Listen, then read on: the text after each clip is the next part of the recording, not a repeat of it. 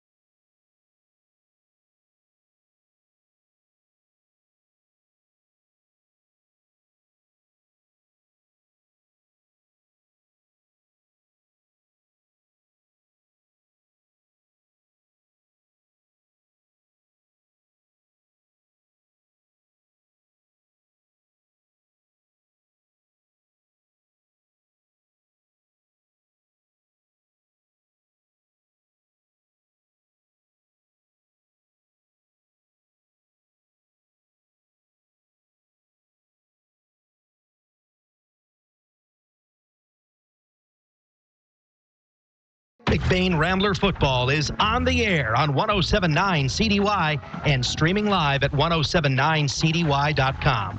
This broadcast is sponsored by McBain Hardware, Holton's LP Gas, Northern Trucking, Falmouth Co-op, the Wexford Misaki Career Technical Center, Crandall Precision, High Flow Performance, Kelly's Pizza and Grill, Amp Wireless and Pluger Mechanical, McBain Family Pharmacy, Burkholder Family Funeral Home, McNally's Party Store, LC Materials, McBain Auto Service, McBain Rural Agricultural Schools, High Point Cadillac GMC, Judy K. Gildy Photography, Taylor Mechanical, and our streaming sponsor, McLean Transmission. Now let's head to the field and join our hosts, Jay Simon and Gary Vanna on 107.9 CDY.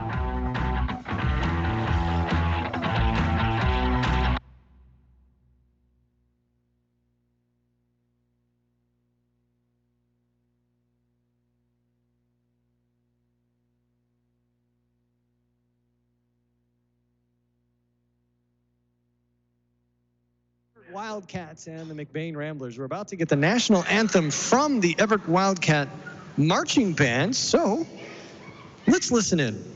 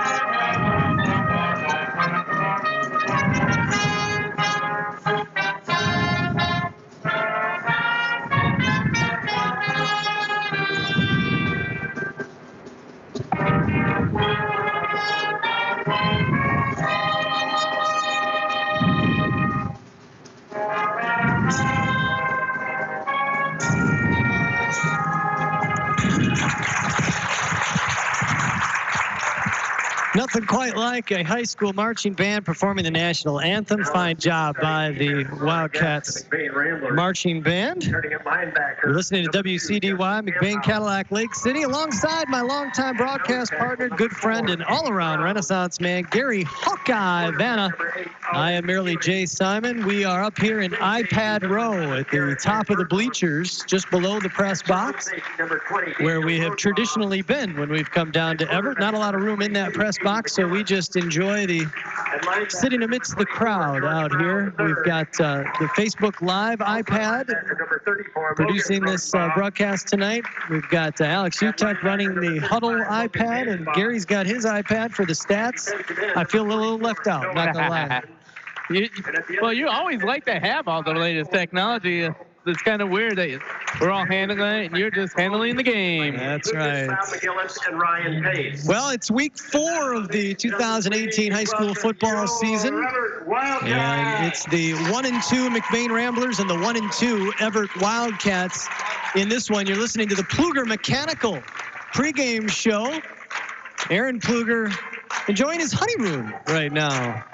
Yeah, they had a beautiful wedding ceremony last Saturday. And then they took a nice little trip to San Francisco.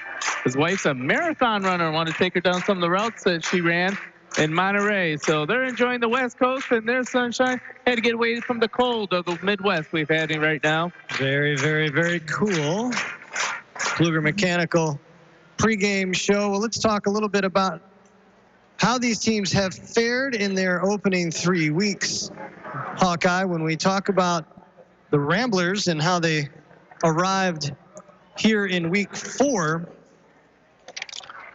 they've really played pretty well. Had a great week last week, really hanging with Lake City in a thrilling finish. Ended up losing that one 14-12 after a failed 2-point conversion with no time on the clock. Everett had its own thrilling finish as they lost to Pine River last week 12-6 in overtime. McBain's lone win coming against Morley Stanwood in week 2, a 12-3 victory. Lost to Kingsley in the opening week 24-20.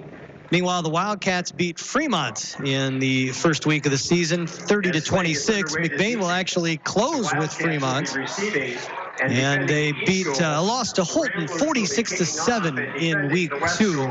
You know, something I want to mention about the 2 McBain losses, which were by 6 points in total. Both those teams are actually state ranked, as Kingsley's number 7 in Division 5 and in the Division 6, number 9, Lake City. So they actually lost to state ranked teams, so they're playing good competition and playing them tight. Absolutely. The Ramblers lost the toss, and they kicking off. George Brown III with the sideways football. Kicks this one, doesn't go much, 7-8 yards. It was knocked down by the Everett Wildcat up man, lost the handle on it, but then recovered it before any of the Ramblers could jump on it. And so Everett will take over and start this game at their own 47-yard line. So great field position for the Wildcats as we get this game underway. It's so anticlimactic when the game starts with a kickoff like that, you know? I agree with you on that. McBain must be kind of confident in the newfound defense, giving such a short field to the Wildcats. Wildcats and quarterback Carter Pritchard starting out in a pistol formation. Pritchard under pressure, looking to his left and overthrowing his intended receiver, Cam Brazington. It'll make it 2nd down and 10. And this offense for the Wildcats, if there's one thing Everett has had historically, Hawkeye, and I know, you know, schools and kids and turnover and whatnot, but Pat Craven, the head coach, has been here a long time. They've had some great athletes at wide receiver, and they are dangerous when it comes to sending the ball long down the field. Yeah, you know, this has to be one of the best. I guess, you know, they talk about linebacker U and quarterback U. This would be WR high. Wide receiver high. I like it. Pritchard in the shotgun, sends a man in motion. Fake, gives it to the tailback. And with some room to run, Billy Conklin will take it across midfield into Rambler territory. Logan Vandenboss on the tackle. And it's going to bring up third. Make it 3rd down and 6 for the Wildcats. And about 6 now for Everett. Ball marked at around the 49-yard line of McBain. Just underway here in the opening quarter, 11:20 remaining in the first. Wildcats in their home gold pants, blue shirts with the Michigan Wolverine style helmets, blue with gold lines. Going right to left across your radio dial, ball nearly directly in front of us. Man in motion again is Brazington. This ball is handed off again to Conklin. And Conklin got back to the line of scrimmage, so it's going to bring up 4th and 6 now for Everett. We'll make it 4th. Yeah, I don't know what kind of tackle that is, but he kind of ran square into Justin Camphouse. Justin was turned sideways, took the hit, and kind of just stood there as Conklin bounced off him, went down for the tackle. But I think he had a little Owen Bonico hanging around the waist that kind of helped him with the gravity pull. It makes it difficult to run, no doubt about it. 10.5 remaining here in the first. Punt formation for the Wildcats. Back to punt, I believe, is Hunter Maxwell. Garrett Verberkmos is deep. Snap goes over Maxwell's head, and he is going to get tackled inside the Everett 30-yard line. And so McBain will have some excellent field position after forcing the Wildcats to go 3 and out. Yeah, wow, that's a big turn of events as they now get the ball at the 28-yard line with a short field. 10:18 on the clock. Now McBain's going to be doing something a little bit different today. Is that you're going to watch a little Lucas Colton come in. Each of the tackles are going to start, and then Drew Banner rotate out. Lucas will come in, and then Caleb Altman will rotate, and Lucas will go on the other side. So they're going to try and keep tackles fresher and quicker by playing 3 men in 2 positions. Gavin Seelan in the pistol. Seelan will hand this off.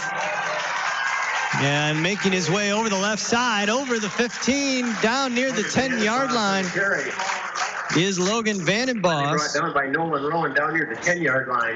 Vandenboss stopped just outside the 10, so I think this is going to be first down and 10 to go, so they can get a first down.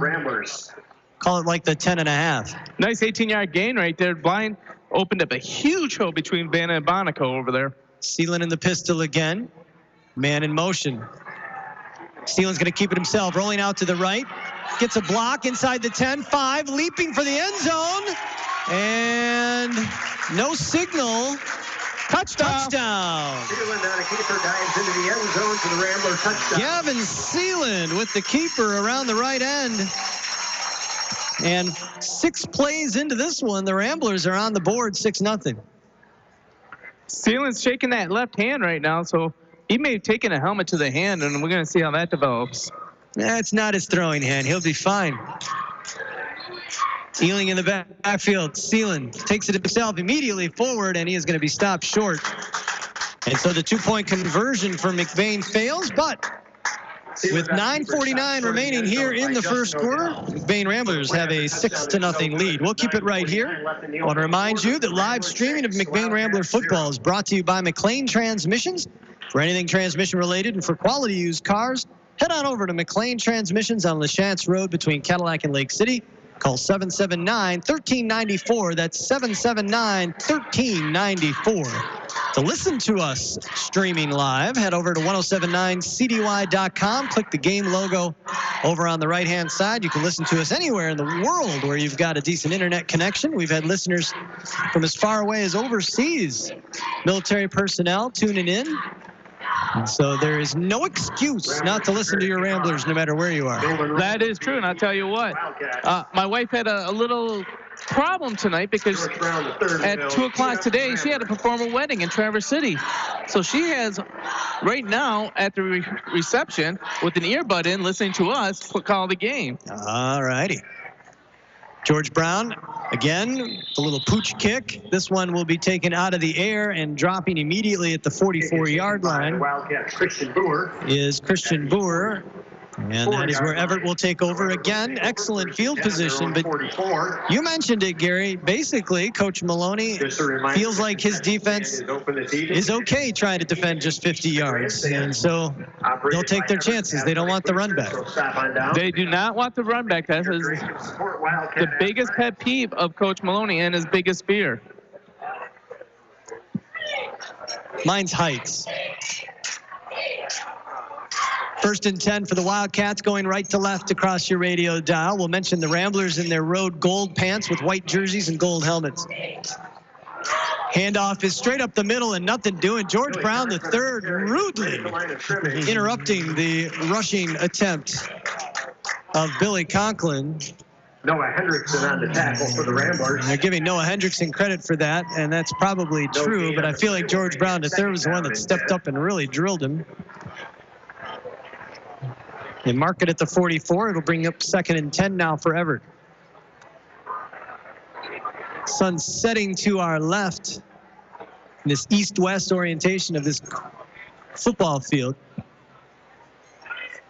Pritchard throws immediately out to the left on a little wide receiver screen, but without much blocking. That is caught. Garrett Johnson will take it up shy of midfield. Give him about the 47. A gain of 3. It'll be 3rd and 7. I don't know if you saw that tackle by Auden Ealing, but one thing that the Ramblers really focused on in practice this week was wrapping up around below the waist and between the knees.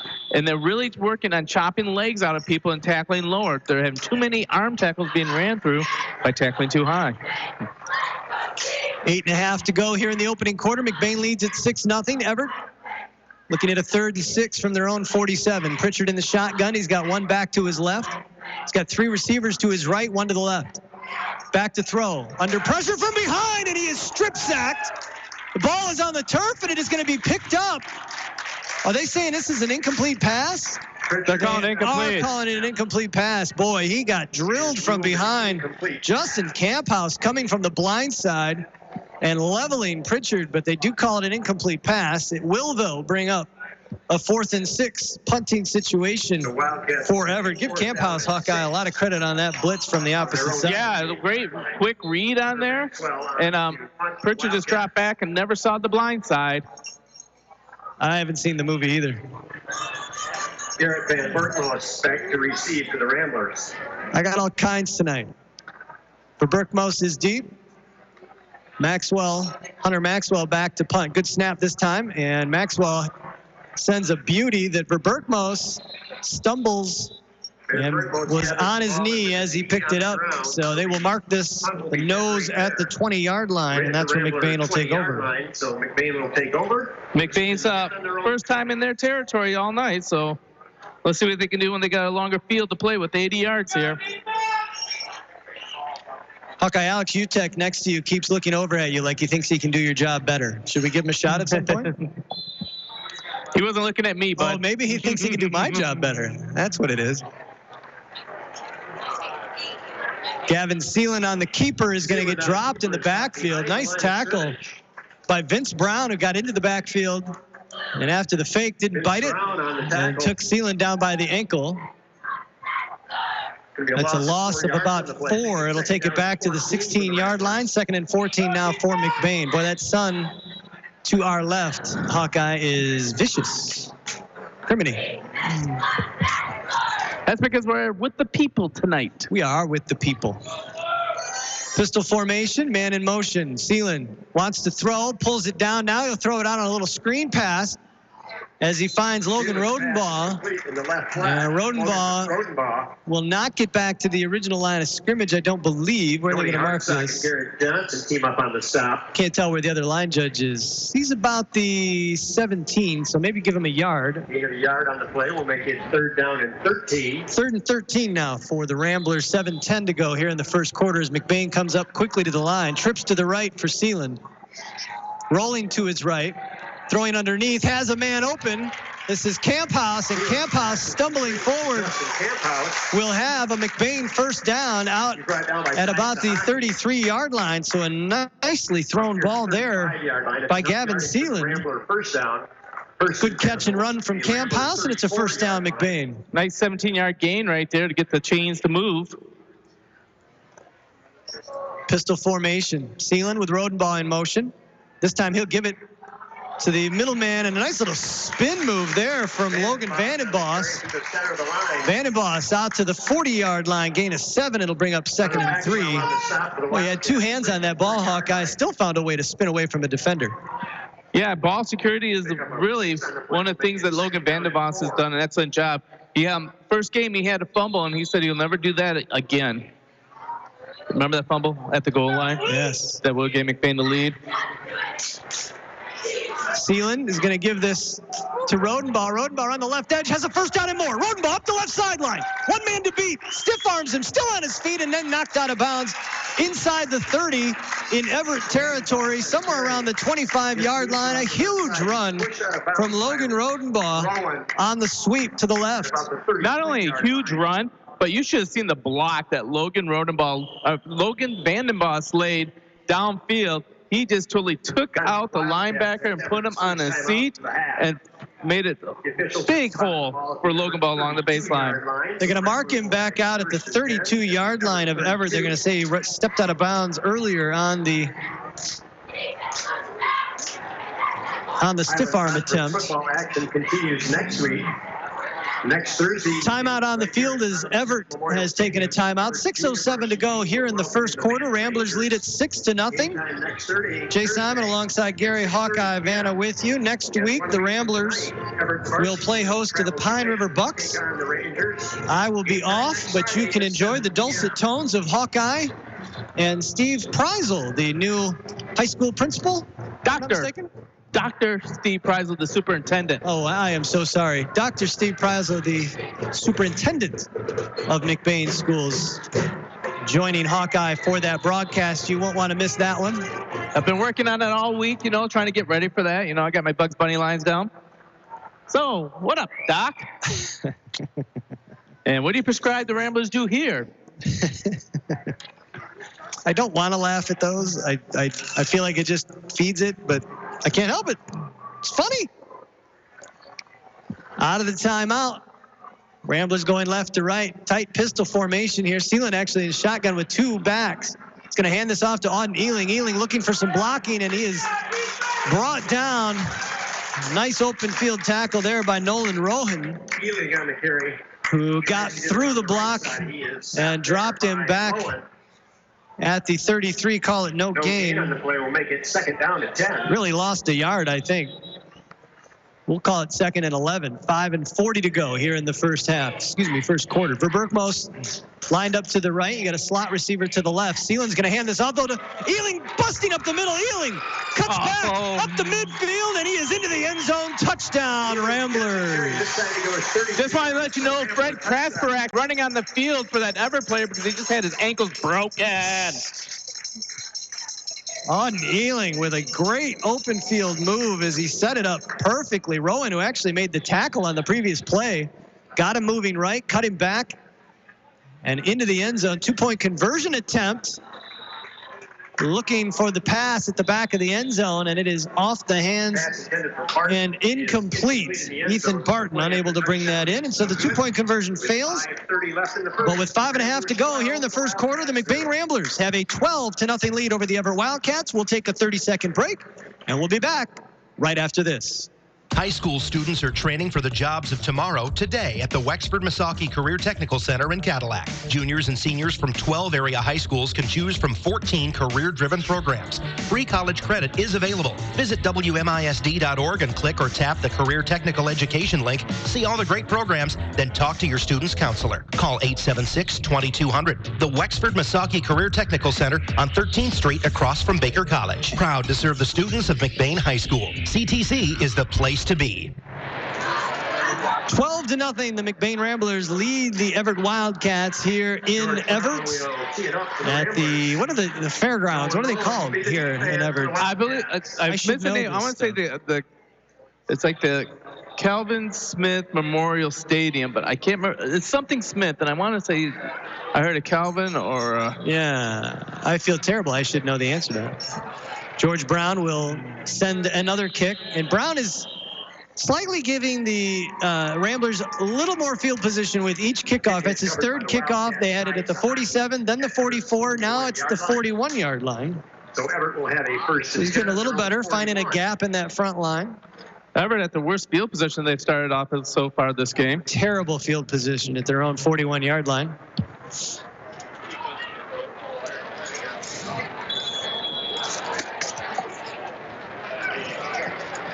Wildcats going right to left. Carter Pritchard in a deep pistol. Looks more like a shotgun with a receiver, running back behind him. Wants to throw, throwing out to his left, has a man, caught and immediately dropped. Auden Ealing, as well as Daniel Rodenbaugh, immediately hitting Taken down by Ealing. Hunter Maxwell. And they're going to give him about a yard, so we'll call it 2nd and 9 from the 42. Now, Daniel Rodenbaugh was the second man on the spot there, but he's playing safety, and he saw that pattern develop, and he's making a beeline, ignoring everybody else. And when the pass was completed, there was 2 men there to take him down. That's good film study, to tell you the truth. No, that play's coming. Absolutely. I heard about other teams that know what a team's going to do for a play and really destroying them in a weekday night game. Cough. Lions. Jets. Pritchard keeping it himself. Option play and drilled in the backfield. Did we lose the ball? I think we might have. I believe. Nope, he escaped. That was Conklin. I think it was Rowan on the carry. On the pitch from Pritchard. Covered by Nolan Rowan of the Wildcats. No, Rowan. Well, there you go. Rowan, Hawkeye, recovering the Everett fumble. So it was a fumble. As Billy Conklin hit immediately after the pitch. So no gain again. Well, we'll give him a yard. We'll call it the 43, 2nd and about 8. Pritchard in the shotgun. Excuse me. Yes, 3rd and 8. Scoreboard's not right. Pritchard under pressure, rolling to his right, throwing across his body, and no good. Looking for Rowan in McBain territory. Incomplete.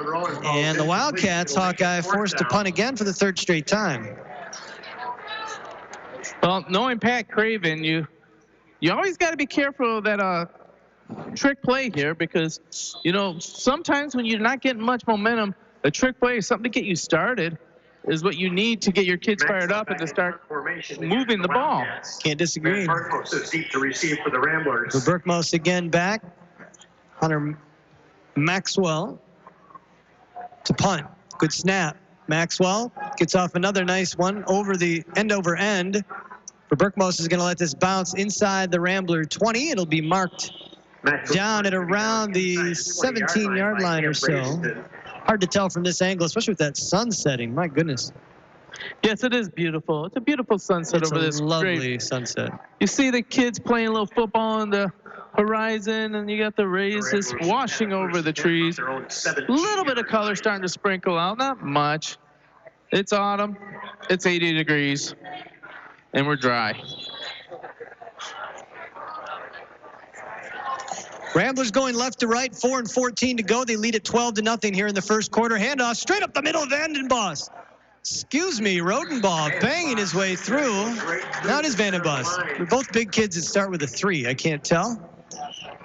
That was Vandenbos on the carry, and Vandenbos will take it out close to the 30-yard line, maybe put the nose of the ball on the 30. 13-yard gain. It's a first down for McBain. You know how you can tell if it's a Vandenbos? Nope. His shoulders are as wide as his height. There's a pitch out to Ealing on an option. Ealing with room to run. Auden Ealing across the 30, 40, midfield into Everett territory. Finally dragged down Ealing takes the pitch around the right side by Cam Brazington, but not before Auden Ealing with room to run.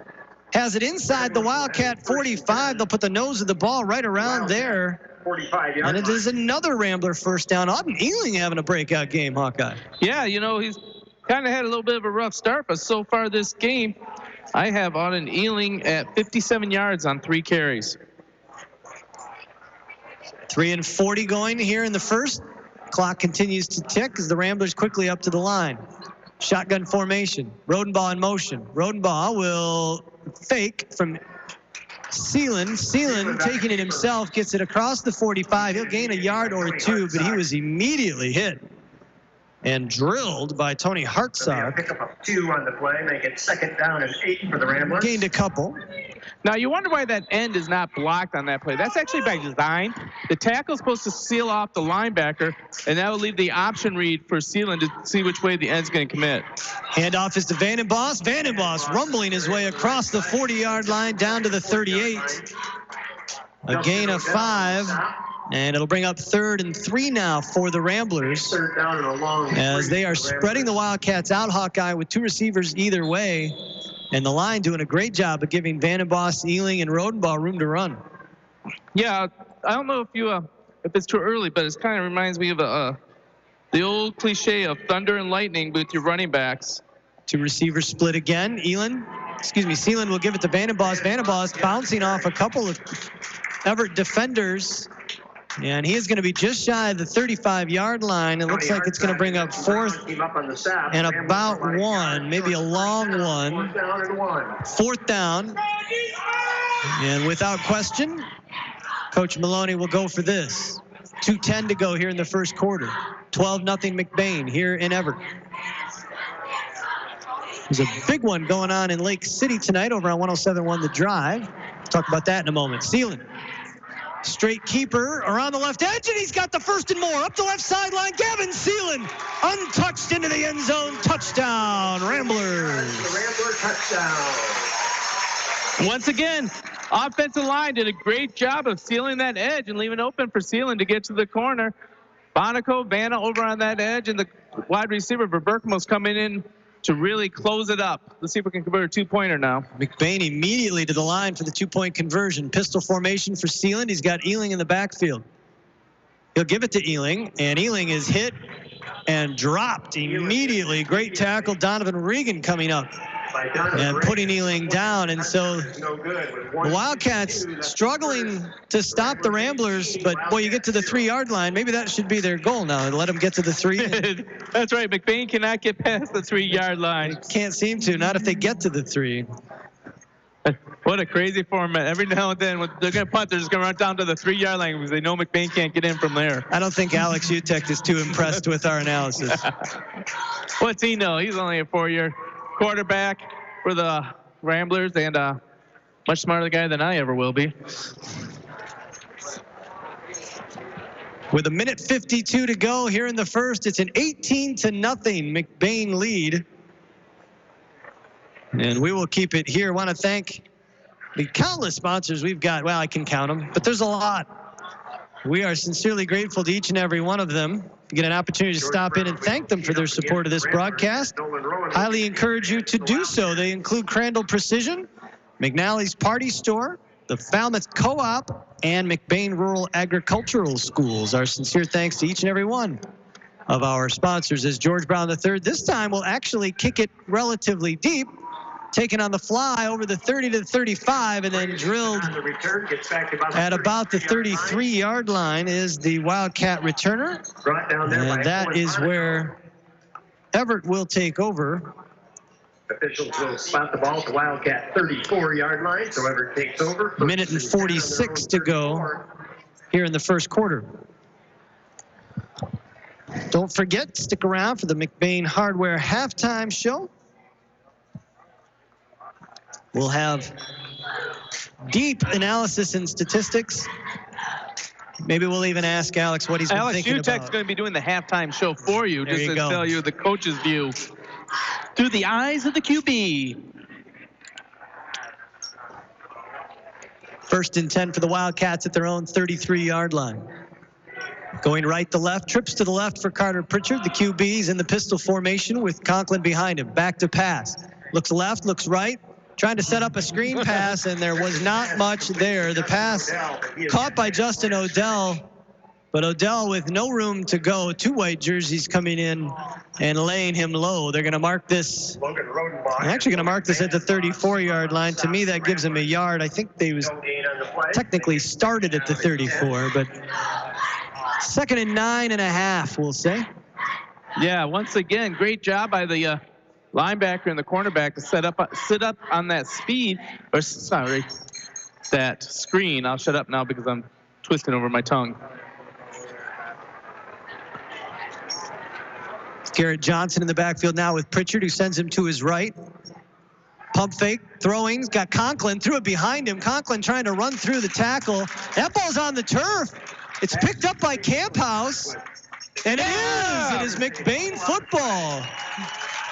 Billy Conklin made a great catch behind him as Pritchard's throw was a little low and a little to the back. Conklin made the catch, but as he came up, he was hit, put it on the turf, and Justin Camphouse comes up with it, and the Ramblers in business at the Everett 30-yard line. Just outside the Wildcat 30-yard line.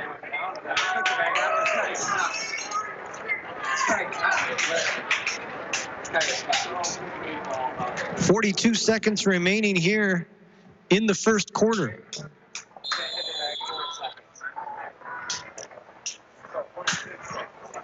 Seeland with two backs behind him. Vandenboss and Ealing. Seeland fakes it to Ealing, keeps it himself around the left side, and Seeland up close to the 20-yard line. About the 20-yard line. Should be very close to a Rambler first down. We'll see where they mark this.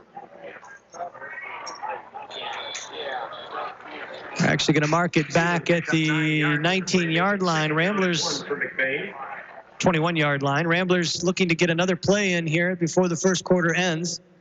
15 seconds to go. Seeland in the backfield with Vandenboss in the shotgun. Sends a man in motion. This is Ealing. Ealing takes the handoff, using Vandenboss as a protector over the 10, inside the 5, sheds the tackle, and he's into the end zone. Touchdown, Ramblers. For a 21-yard Rambler touchdown. Vandenboss gave him a nice block, and then Auden Ealing did the rest himself. Hawkeye shedding a tackle inside the 5 and getting into the end zone for the second time on the evening. Yeah, what a fantastic run again, and it's just, wow. Vandenboss is doing a fantastic job on those blocks. 3.3 seconds remaining here in the first as the Ramblers going for two. Seeland firing, pass through the hands of Garrett Verberkmos, who was wide open, but could not reel it in. So the two-point conversion fails again. But the Ramblers, with 3.3 seconds left here in the first, have a 24-0 lead. We'll take a 30-second break and be back right after this. McBain Rural Agricultural Schools offers a quality, well-rounded education for the whole child. McBain students have a technological head start from the beginning with their own issued MacBook or iPad. Rambler students are immersed in strong curriculum, including access to a large variety of vocational programs, a winning athletics program, and access to a new state-of-the-art performing arts center. Challenging competitive times require a challenging competitive education. Give your child the McBain advantage. McBain Rural Agricultural Schools. 24-0, the McBain Ramblers lead the Everett Wildcats with 3.3 seconds remaining here in the first quarter. At the fairgrounds here in Everett, George Brown III will set that ball on its side. He has kicked it a little further each time. We'll see what he does with this one. And this will go even further. Little floating ball that is scooped up at around the 24-yard line by Rowan. And Nolan Rowan pays the price as the crowd with a little bit of an ooh on that hit. Even the PA announcer saying he was hit hard. Yeah, you know, I haven't seen a kicker hit someone that hard since James Hansen. Ball marked at the 33-yard line. And that is the end of the first quarter. 24-0, the McBain Ramblers with the lead. We'll keep it here. We just took a break. Jay Simon alongside Gary Hawkeye Vanna. Zach Wiggins running the dials for us back in the studio, doing a fine job. Well, Hawkeye, this is about as good a start as you could hope for, as the Ramblers have not allowed a Wildcat first down. They have forced three punts, forced a fumble and recovered it. And it's about everything going is about as right as you could hope for right now. Yeah, this is a great start for the Ramblers, and this is going to be really feeding off the confidence, even though they lost, the confidence they gained after last week's near tie. Is that correct? Yes, called a near tie, or near overtime. Speaking of that game, Hawkeye, Lake City 3-0 and 1-0 in the conference, along with Manton, along with Claudio O'Malley taking second place overall. Why can't I remember now who the other team is? Pine River, thank you, 3-0 and 1-0 in the Highland Conference. So also competing today with Lake City and Manton squaring off in Lake City tonight over on 107.1 The Drive. I have a feeling if I ask Zach, he might be able to get the occasional score update for us that we can pass along to you. Because I know you don't want to not listen to Hawkeye, so you won't flip over there. So we'll give you the score. Hey, also, I want to give my shout out and some prayer for John Gilbert. John Gilbert had that horrific car accident 2 years ago. Yep. And he went through for surgery 2 days ago to try and get mobility back in his left arm. Yep. And that's a pretty good thing for him since he's left-handed. Yes. As when it gets underway to start yes, absolutely. Sending our thoughts and prayers to John and hoping that that surgery will be successful. A quick recovery from that. He's undergone several since that terrible accident. Trips to the right for the Wildcats as they go left to right here as we start the second quarter. Pritchard back to pass, under pressure, throws underneath and hits Conklin in the ankles. This pass intended for Conklin is incomplete. And it'll be incomplete. Second and 10 now for Everett. Well, that recipe is pretty easy. Pace is dialing up the blitz. He thinks that our defensive backs can cover one-on-one with these receivers right now. So if you're going to send out 3 receivers, I'm going to rush 8 against you every time from every angle. 24-0, McBain with the lead here in Everett. Sun setting to our left, this east-west orientation of this football field.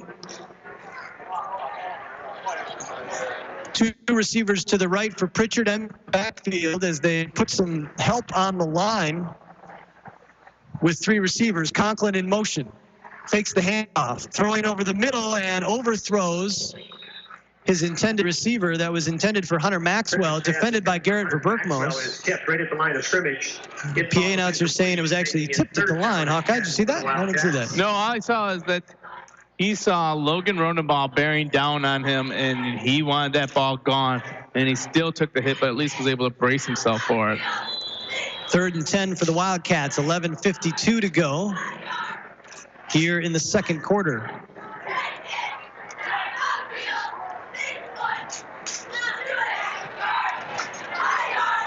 relatively subdued crowd. We're kind of in between the Rambler and Wildcat faithful here in the middle of the bleachers.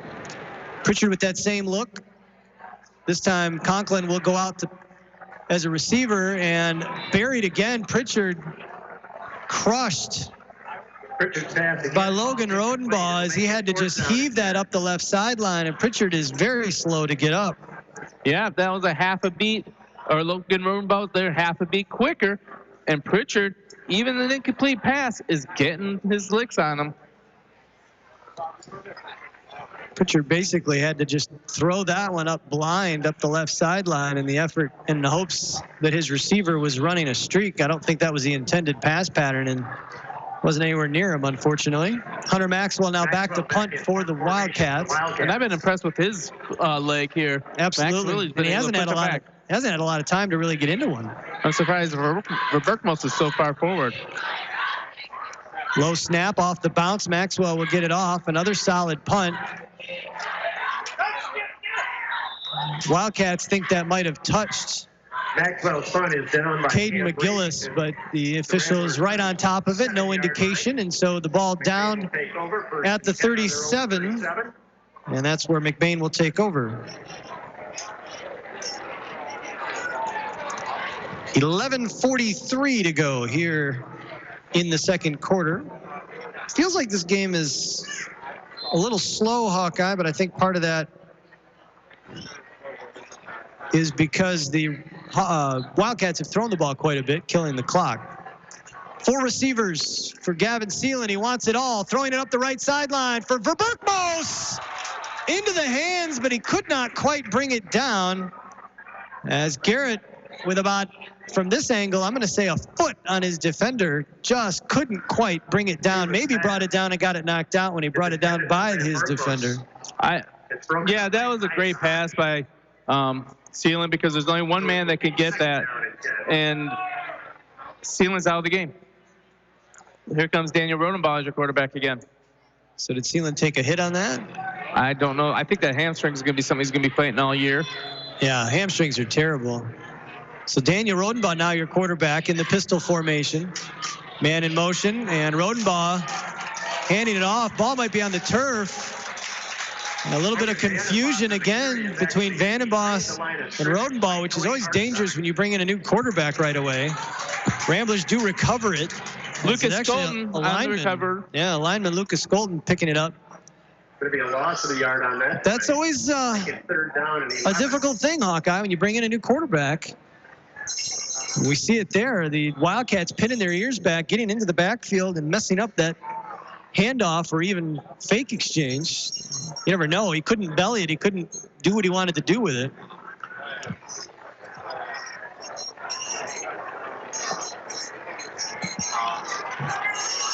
No gain on the play. It's still at the 37-yard line of the Ramblers. 3rd down and 11, really. This time, Rodenbaugh will hand it off to Vandenbos, and Vandenbos will stumble forward again back to the line of scrimmage. And it's going to bring up 4th and 10. So the Seelan injury or exit to the sideline, Hawkeye, gives the Wildcat defense a little life, and they're going to force a punt now out of McBain.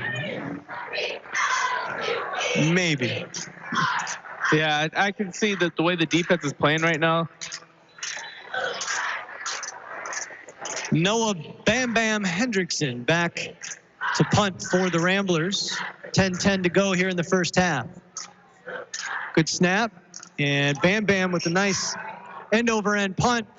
Because the Wildcats respecting the possibility that he'd run with that, nobody back.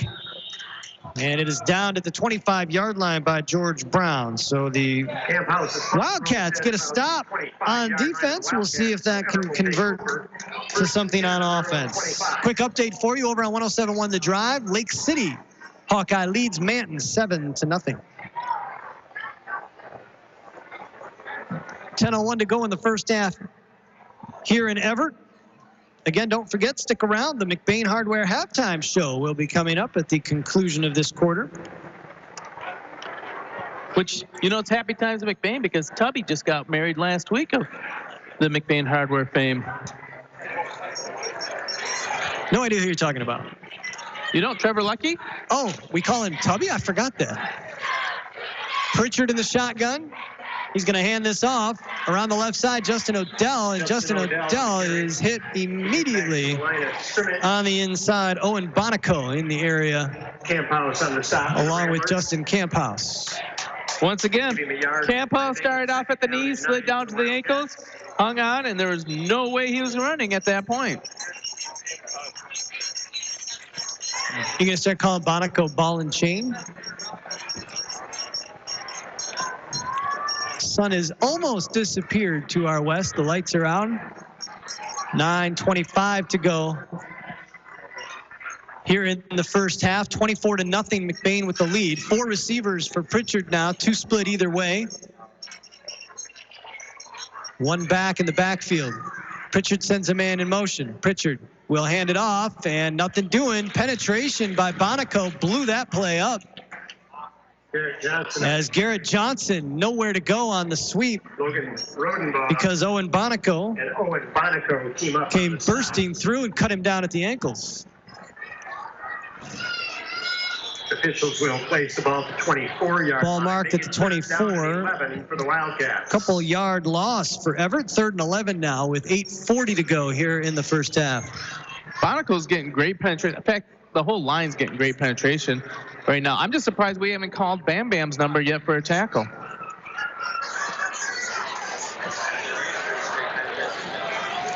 Pritchard with a receiver to his right.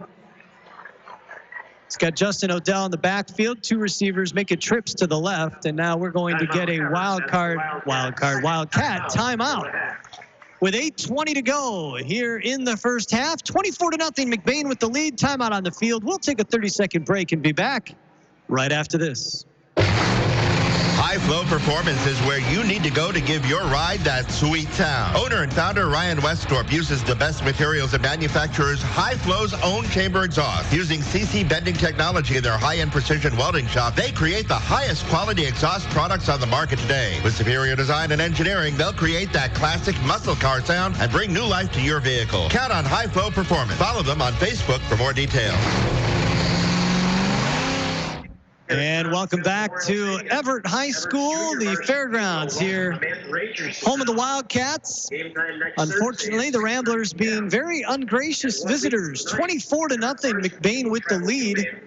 Scored on their first 4 possessions before Everett got a stop, forced a punt to start this second quarter. And the Wildcats now facing a 3rd and 11 from their own 24-yard line, with 8:20 to go here in the first half. Jay Simon alongside Gary Hawkeye Vanna. Zach Wiggins turning the dials for us back in the studio. Rich Spicer doing a little bit of supervision, if I'm not mistaken. Yes, folks, that Rich Spicer.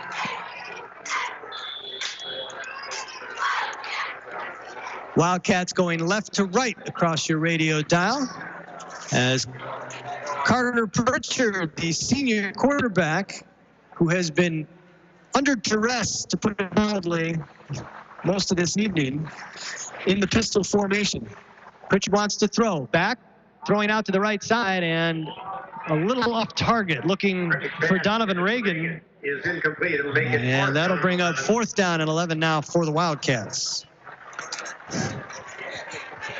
Defense stand up strong again there, and really has not given up many yards. I'm interested to tell you right now, on the game stats so far, Everett has negative 18 yards rushing, averaging negative 2.6 yards per carry. Last time I saw stats like that, I was the Detroit Lions playing the Chicago Bears on Tecmo Bowl. See, I always loved the Lions on Tecmo Bowl. Use the slip and slide move with Jerry Ball as the nose tackle. It's unstoppable.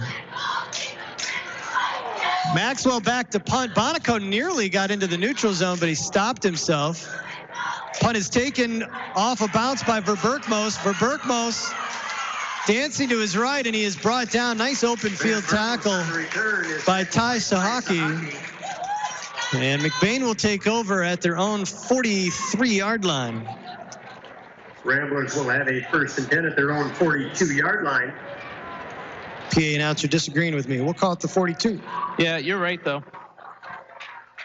Just saying. You're biased. That is true. I will never deny my biasness and never be ashamed of it. Ramblers going right to left, trips to the left. As Gavin Sealing has returned, and now he'll take this himself, testing the hamstring right away. Over the 45, just shy of the 50-yard line, mark it at the 49, so a 7-yard gain from Gavin Sealing. Missed him for 3 plays. Ramblers had to punt. Now he's back out. We'll see what happens. Up to the 49-yard line, make it 2nd down and 4. Well, another thing Gavin doesn't want to do is let that thing tighten on him because it's not going to, he's done then. Trips to the left again for Sealing. This time a little bit of an option to Ealing. Ealing sheds a tackle, gets over midfield. Tries to get around the left side. And give him the 49 of Everett. Stop for the Wildcats at the Everett 49-yard line. 7:20 to go here in the first half. 24-0 McBain, and it's a 3rd and 2 now for the Ramblers. Wow, and just like that, Hawkeye, it's 21-7 Lake City. That must have been an old update. It must have been. Trojans over on 107.1 The Drive. Uneven offensive line here. Hosting the Rangers, yes. Trips to the right. Sealand trying to use a block. Sheds another tackle. Sealand escapes another tackle and nearly gets back to the line of scrimmage. But that was a lot of effort to essentially lose a yard. As Sealand gets to midfield. But it's going to bring up 4th down now. And about 3 yards to go for the Ramblers. As we get inside 6.5 minutes to go here in the first half. And the way our defense is playing, this is the maroon zone. In essence, yeah. There's no doubt about that. And they will go for it. Sealand now in the backfield. Shotgun formation with one running back. Trips to his right. Wants a wide receiver screen. Has Camphouse. Camphouse, 1st down and more. Over the right side. Up the right sideline. Gets a block. Camphouse lowers his head over the 20-yard line before being knocked out of bounds.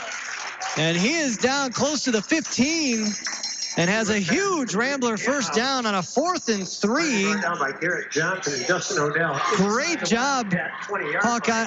Underrated. Sealand's throw right where Camphouse needed it so he could get that head of steam, and he made the most of it. And that would have only been a 16, 17-yard gain if it wasn't for the great block by Logan Rodenbaugh, the captain, as he drove the cornerback out of bounds and freed it up for a 35-yard gain.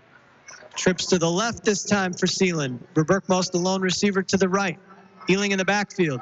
Another screen. This time, Logan Rodenbaugh with the catch. Rodenbaugh over the 10 and stumbles down to around the 7-yard line. Taken down by Cam. It's going to be very close to a McBain 1st down. I think he's a little shy. We'll call it the 7.5. Make it the 8. And it'll be 2nd and 1. Ramblers knocking on the door again. 5.5 minutes to go here in the first half. McBain already with a 24-0 lead. Looking to put up more. Ealing, the lone running back in the pistol formation behind Gavin Sealand. He's got 2 receivers either way. Ethan Barton in motion. Sealand wants to throw. Inside, it is intercepted. Cam Brazington steps in front of that one. And he will bring it out. Pass is intercepted by Cam Brazington. To just shy of the 10-yard line. And so the Everett Wildcats, Sealand had his man, but Brazington was basically hiding in plain sight, Hawkeye. Stepped over, made a great catch. And the interception will give it back to the Wildcats at their own 9 with 5:02 to go here in the first half. Yeah, you know, we ran the screenplay 3 times in a row, and it tried to set up that middle seam route, and Sealand just turned. He saw the man for a second, but he didn't see the defender undercut it, and then he was able to make a big interception. Full house backfield this time for the Wildcats as the handoff up the middle, still nothing going there. As Everett giving a completely different look on this offensive possession. Conklin on the carry. Billy Conklin takes it up to the 10-yard line. Give him a yard. It'll be 2nd and 9. On the stop for the Ramblers. No gain on the play will make it 2nd down and 10.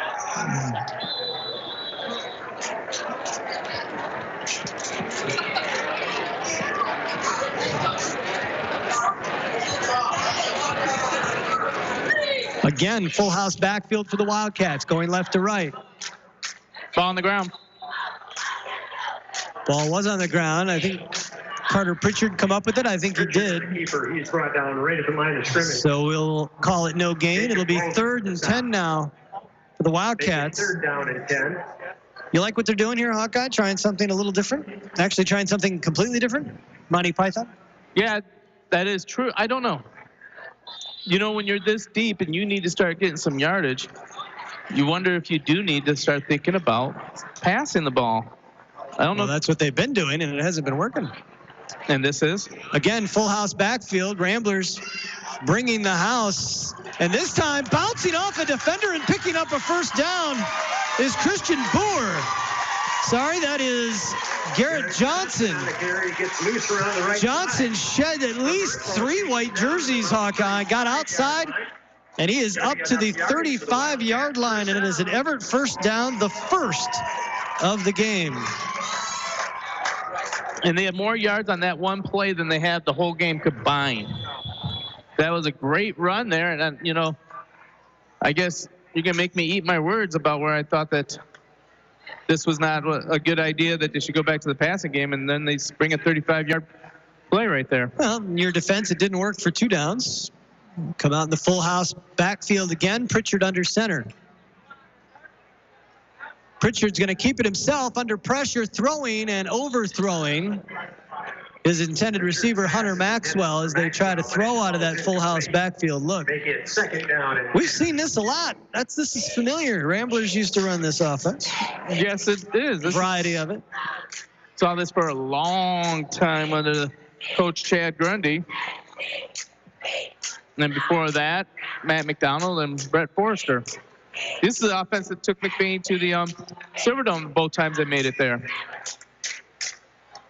3 and 13 remaining here in the first half after the incomplete pass. As the Wildcats now go back to the shotgun. Conklin in the backfield with Pritchard. 2 receivers split either way. Pritchard back to pass. Has a man underneath and misses. Overthrown a little, leading his man too far to the outside. Cam Brazington could not reel it in. 3rd down and 10. Carter Pritchard's got a good arm, Hawkeye. He's just been a little off the mark tonight. Well, I agree with that. And that blitz there, I thought McBain may send 13 or 14 guys up the middle on that blitz. I don't know. I think I saw the water boy running in. And well, you were about to rush. I held you back. You were about to. No, I did rush. I didn't really get more than a step away. That's my foot speed right now. But 3rd and 10 now for the Wildcats. Again, shotgun formation. This time Pritchard will send a man in motion. Pritchard back to pass. Again, looking for Brazington, and again, just led him too far to the sideline. And Hawkeye can't tell if Brazington is cutting the route off too soon or if Pritchard expects him to cut harder. I'm not sure what that is. I thought that looked like a really good route from Brazington. Yeah, he made a sharp corner. It looked like a crisp route to me. Cut it square, perfect.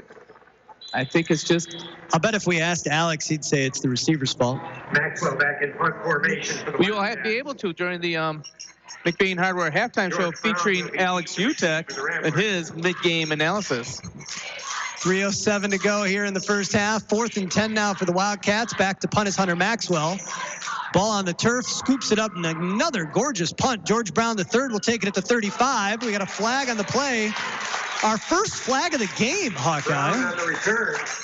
Thrown at the 35. A block in the back, I think, is coming against the Ramblers. As George Brown brought it out to about the 42-yard line, but I think this is going to come back a bit. Yeah, I think we'll get it back to him at the 20-yard line. But that's a spot foul. Against the Ramblers.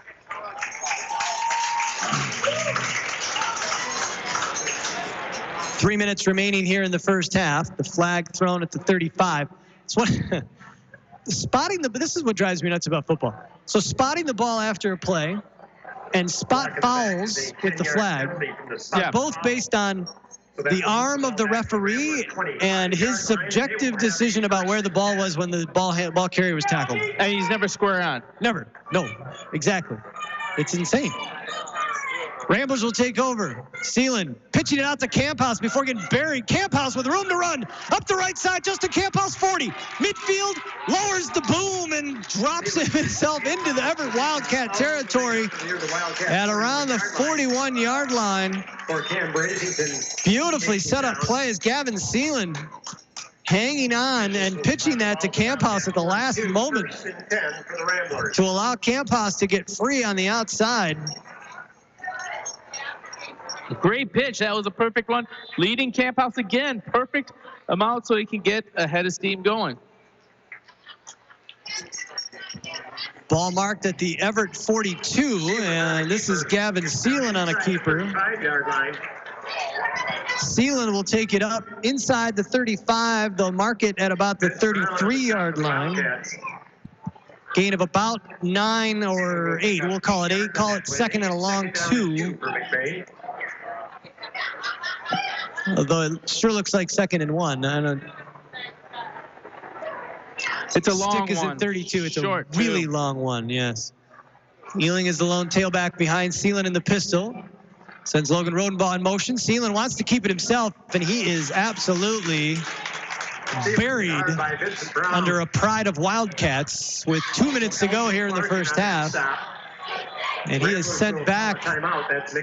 Ball will be marked at about the inside the 35-yard line, so a loss of a couple.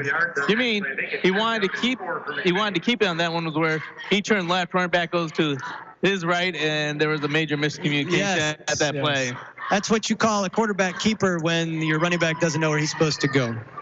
Timeout on the field. Ramblers with the timeout. We'll keep it right here. Want to take a moment again to thank some of the very fine sponsors that are allowing us to bring this broadcast to you. They include Burkholder Family Funeral Home, the Wexford Misaki Career Tech Center, LC Materials, and Kelly's Pizza and Grill. Our sincere thanks to each and every one of our sponsors. Couldn't do it without them. Hey, I just don't want to be piling on, but want to know how bad of a season Beale City's having right now? How bad is it? They're Everett's homecoming opponent. I don't think that was planned. Wow. Yeah, Beale City at the bottom of the Highland Conference standing, the lone Highland Conference team without a win. Seelan fumbles the snap, and then Seelan somehow avoids one defender. He wanted to flip it to Ealing. I thought he was going to actually pass it to Ealing. Auden was looking at him. He might have been able to do that, but Ramblers now in the last couple plays going backward. Ball marked at the 39-yard line now. Ramblers are within a yard. Now they've got to go closer to 8. And we are going to get another timeout. And again by McBain. Minute 29 to go here in the first half. We'll go ahead and take a break. 4th and 7 coming up for the Ramblers. They lead at 24-0. We'll be back right after this. In the small town of McBain lies a locally owned family pharmacy that takes pride in helping improve the health of every patient that comes through the door. At McBain Family Pharmacy, you're more than just a prescription. Here, you're family. And their experienced team of professionals are always available to answer any questions you may have regarding prescription and over-the-counter medications. McBain Family Pharmacy is your full-service family pharmacy for both traditional and compound medications. Call them today at 231-825-8175. That's 231-825-8175. Or stop by their store located at 119 North Roland Street in McBain. And welcome back to Everett High School. Jay Simon alongside Gary Hawkeye Vanna. Zach Wiggins spinning the dials for us back in the studio. We have enjoyed harassing Alex Utek throughout this first half. Hawkeye threatening to put him on the radio for our McBain Hardware halftime show. We'll see if that actually happens. Utek, every time he looks at you, just shakes his head. I don't think he wants to be on the air. 4th and 7 for the Ramblers. They have a 24-0 lead with a minute 29 to go here in the first half. 2 receivers split either way for Gavin Seelan, who is in the pistol formation with Logan Rodenbaugh in the backfield. Seelan, low snap, through his feet. Seelan picks it up, gets away from Conklin, directing traffic, and now will throw it up for grabs. And it is incomplete, coming over the top. Is that Barton? Yeah. It is, Ethan. Ethan Barton coming from the Got far a flag side. over here. There's a flag at the line of scrimmage.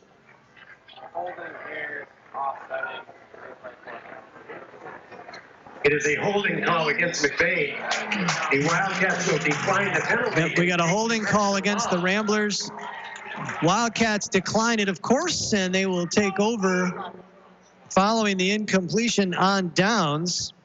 Everett will have a first. So after McBain Hawkeye scored on their first 4 possessions, Everett in the first half. has stiffened up here. A punt, an interception, and turnover on downs on the last 3 possessions for the Ramblers. You know, I talked to Mark Bonico at one time, and he said, you know, I used to be really against teams running up the score, but after we played Ionia, I never believe you can leave points on the field. Yes, truth. Truth. I never used to believe in an announcer jinx until I did it there. Conklin in motion. Pritchard handles the snap and trying to run it himself after the busted play will be dropped at about the 40-yard line. Right at the 40-yard line. Technically a gain of 1 or 2. Reminder, you're listening to WCDY, McBain, Cadillac, Lake City. Jay Simon and Gary Hawkeye Vanna with you. Zach Wiggins turning the dials for us back in the studio as the Ramblers will call their 3rd and final timeout of the half with 59 seconds remaining. We'll keep it here. 24-0, McBain with the lead. The McBain Hardware halftime show coming up. We'll have first half thoughts and analysis, as well as all of the official stats being kept by the iPad of Doom in the hands of Hawkeye. Don't forget, next week, the Ramblers will be back home where they will host the Pine River Bucks. And you can hear Hawkeye along with Superintendent Dr. Steve Preisel on that broadcast. Our thanks to Dr. Preisel for joining Hawkeye for that one.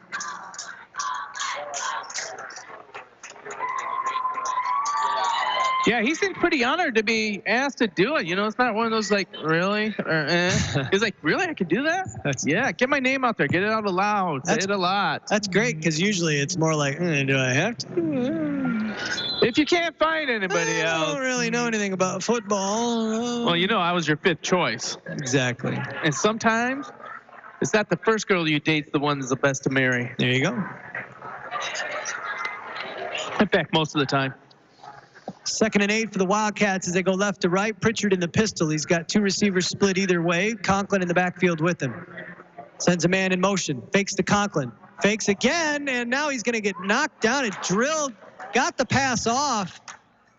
And we have a Wildcat on the turf. Now we got a late flag coming in. I think that's going to be an illegal pass to an offensive lineman or a legal receiver. Okay. Because that went straight to number 65. Gotcha. Well, the Wildcats took a heck of a shot in the backfield, holding his shoulder, coming over. He's hiding his number by holding his shoulder, so I'm not sure who this is, but I want to say it was the man in motion on the play, Hawkeye, and as he came over, no, actually, you know what? Isn't that 23? I think that's Nolan Rowan. Yeah, it is. Nolan Rowan took the fake coming from the right side to the left and took a shot right off the fake. Really wasn't ready to be hit. And the Rambler defender thought he might have the ball, took him out. 14 yards to go. And then Pritchard taken down, slung it toward the line, and no eligible receiver in the area. It'll make it 3rd and 14 now. And that's a loss of down penalty. From the 35-yard line of the Wildcats. Pritchard in the shotgun with 2 backs to his left and right. Hands it off to Conklin. Conklin with a little stutter step. And now not much going for Conklin. Gets back up across the 35-yard line. But Billy Conklin, Hawkeye, is another one of those kids. Just watching him, I feel like he's a huge run waiting to happen. He just isn't getting the holes. Austin Abbott He's doing the best he can with what he's got, but it just doesn't look like he's getting the holes to explode through. But boy, he's got a nice little jump cut. Keeps good balance, but it's tough to do anything against 3-4 white jerseys. Yeah, he reminds me of Logan Vanderboss right there, the way he is built and the way he runs. Herbert Moss will be deep to receive for the Ramblers. 4th and 14, and the Wildcats will be content to let this clock run out. instead of punting. And that will do it. First half comes to a close, 24-0. The Ramblers with the lead over the Everett Wildcats here in Everett. We'll take a moment to collect our stats and thoughts. The McBain Hardware Halftime Show coming up right after this.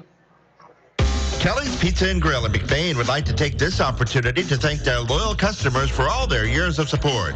It's with your patronage that Kelly's Pizza and Grill can continue to support local schools, churches, and charities, not to mention keep serving up great tasting breakfasts, lunches, and dinners. Open 6 days a week, Monday through Thursday, 6 a.m. to 9 p.m., and Friday and Saturday, 6 till 10. Always doing their best to serve the McBain community, Kelly's Pizza and Grill, 100 Maple Street in the heart of McBain.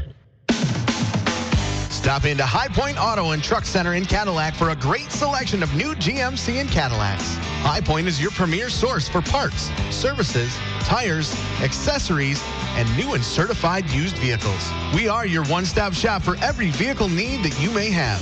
At High Point Auto and Truck, customer satisfaction is our goal. High quality, high standards, but low prices at High Point Cadillac GMC, located at exit 177 in Cadillac.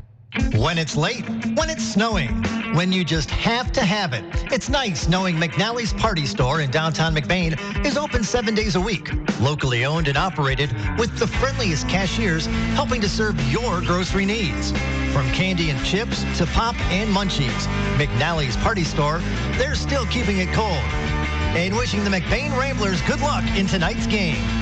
That's McNally's Party Store in downtown McBain, open 7 days a week.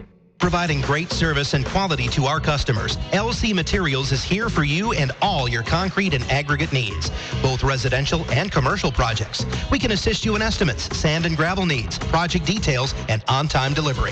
LC Materials is also in Cadillac at the Concrete Store. The Concrete Store has building supplies, stone, block, tools, and other accessories to help you finish your project.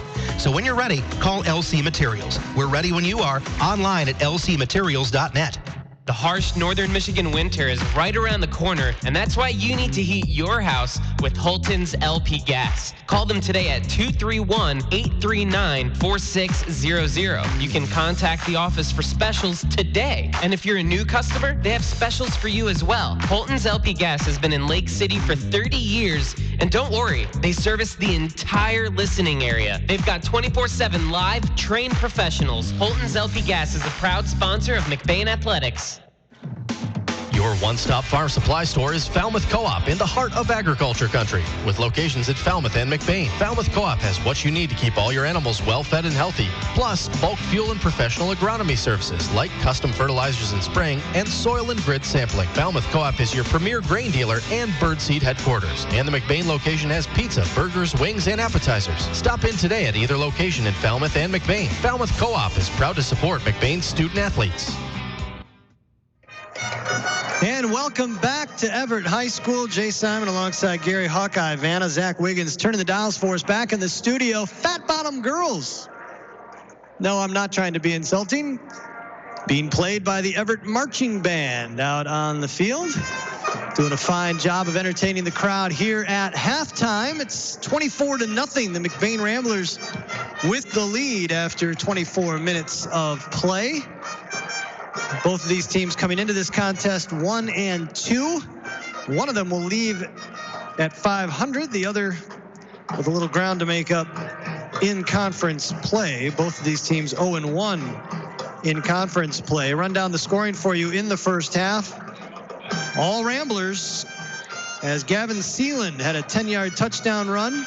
Also added a 36-yard touchdown run. And Auden Ealing with a pair of TD runs from 33 yards out as well as 21 yards out. No two-point conversions have been converted by the Ramblers.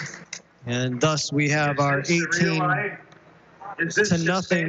lead. Either way, feel free to sing along with one of the greatest rock songs of all time. Our last update from 107.9 The Drive, Lake City 21-7 over Manton. That's my not so subtle way to see if Zach can get us another update.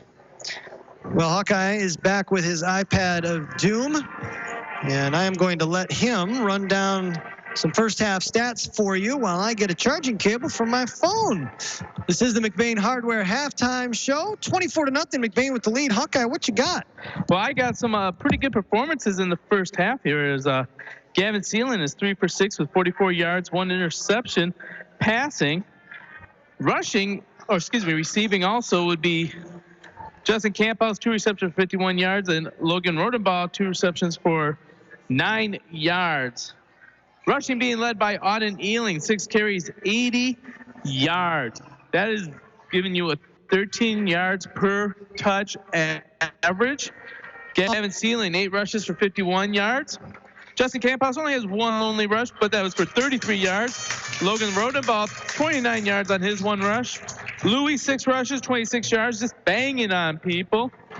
And I guess Logan Rodenbaugh has 2 rushes, 1 for a touchdown, and that's actually for 47 yards. Tackles being led by Owen Bonico with 3 tackles. Logan Rodenbaugh with another 2. George Brown with 2.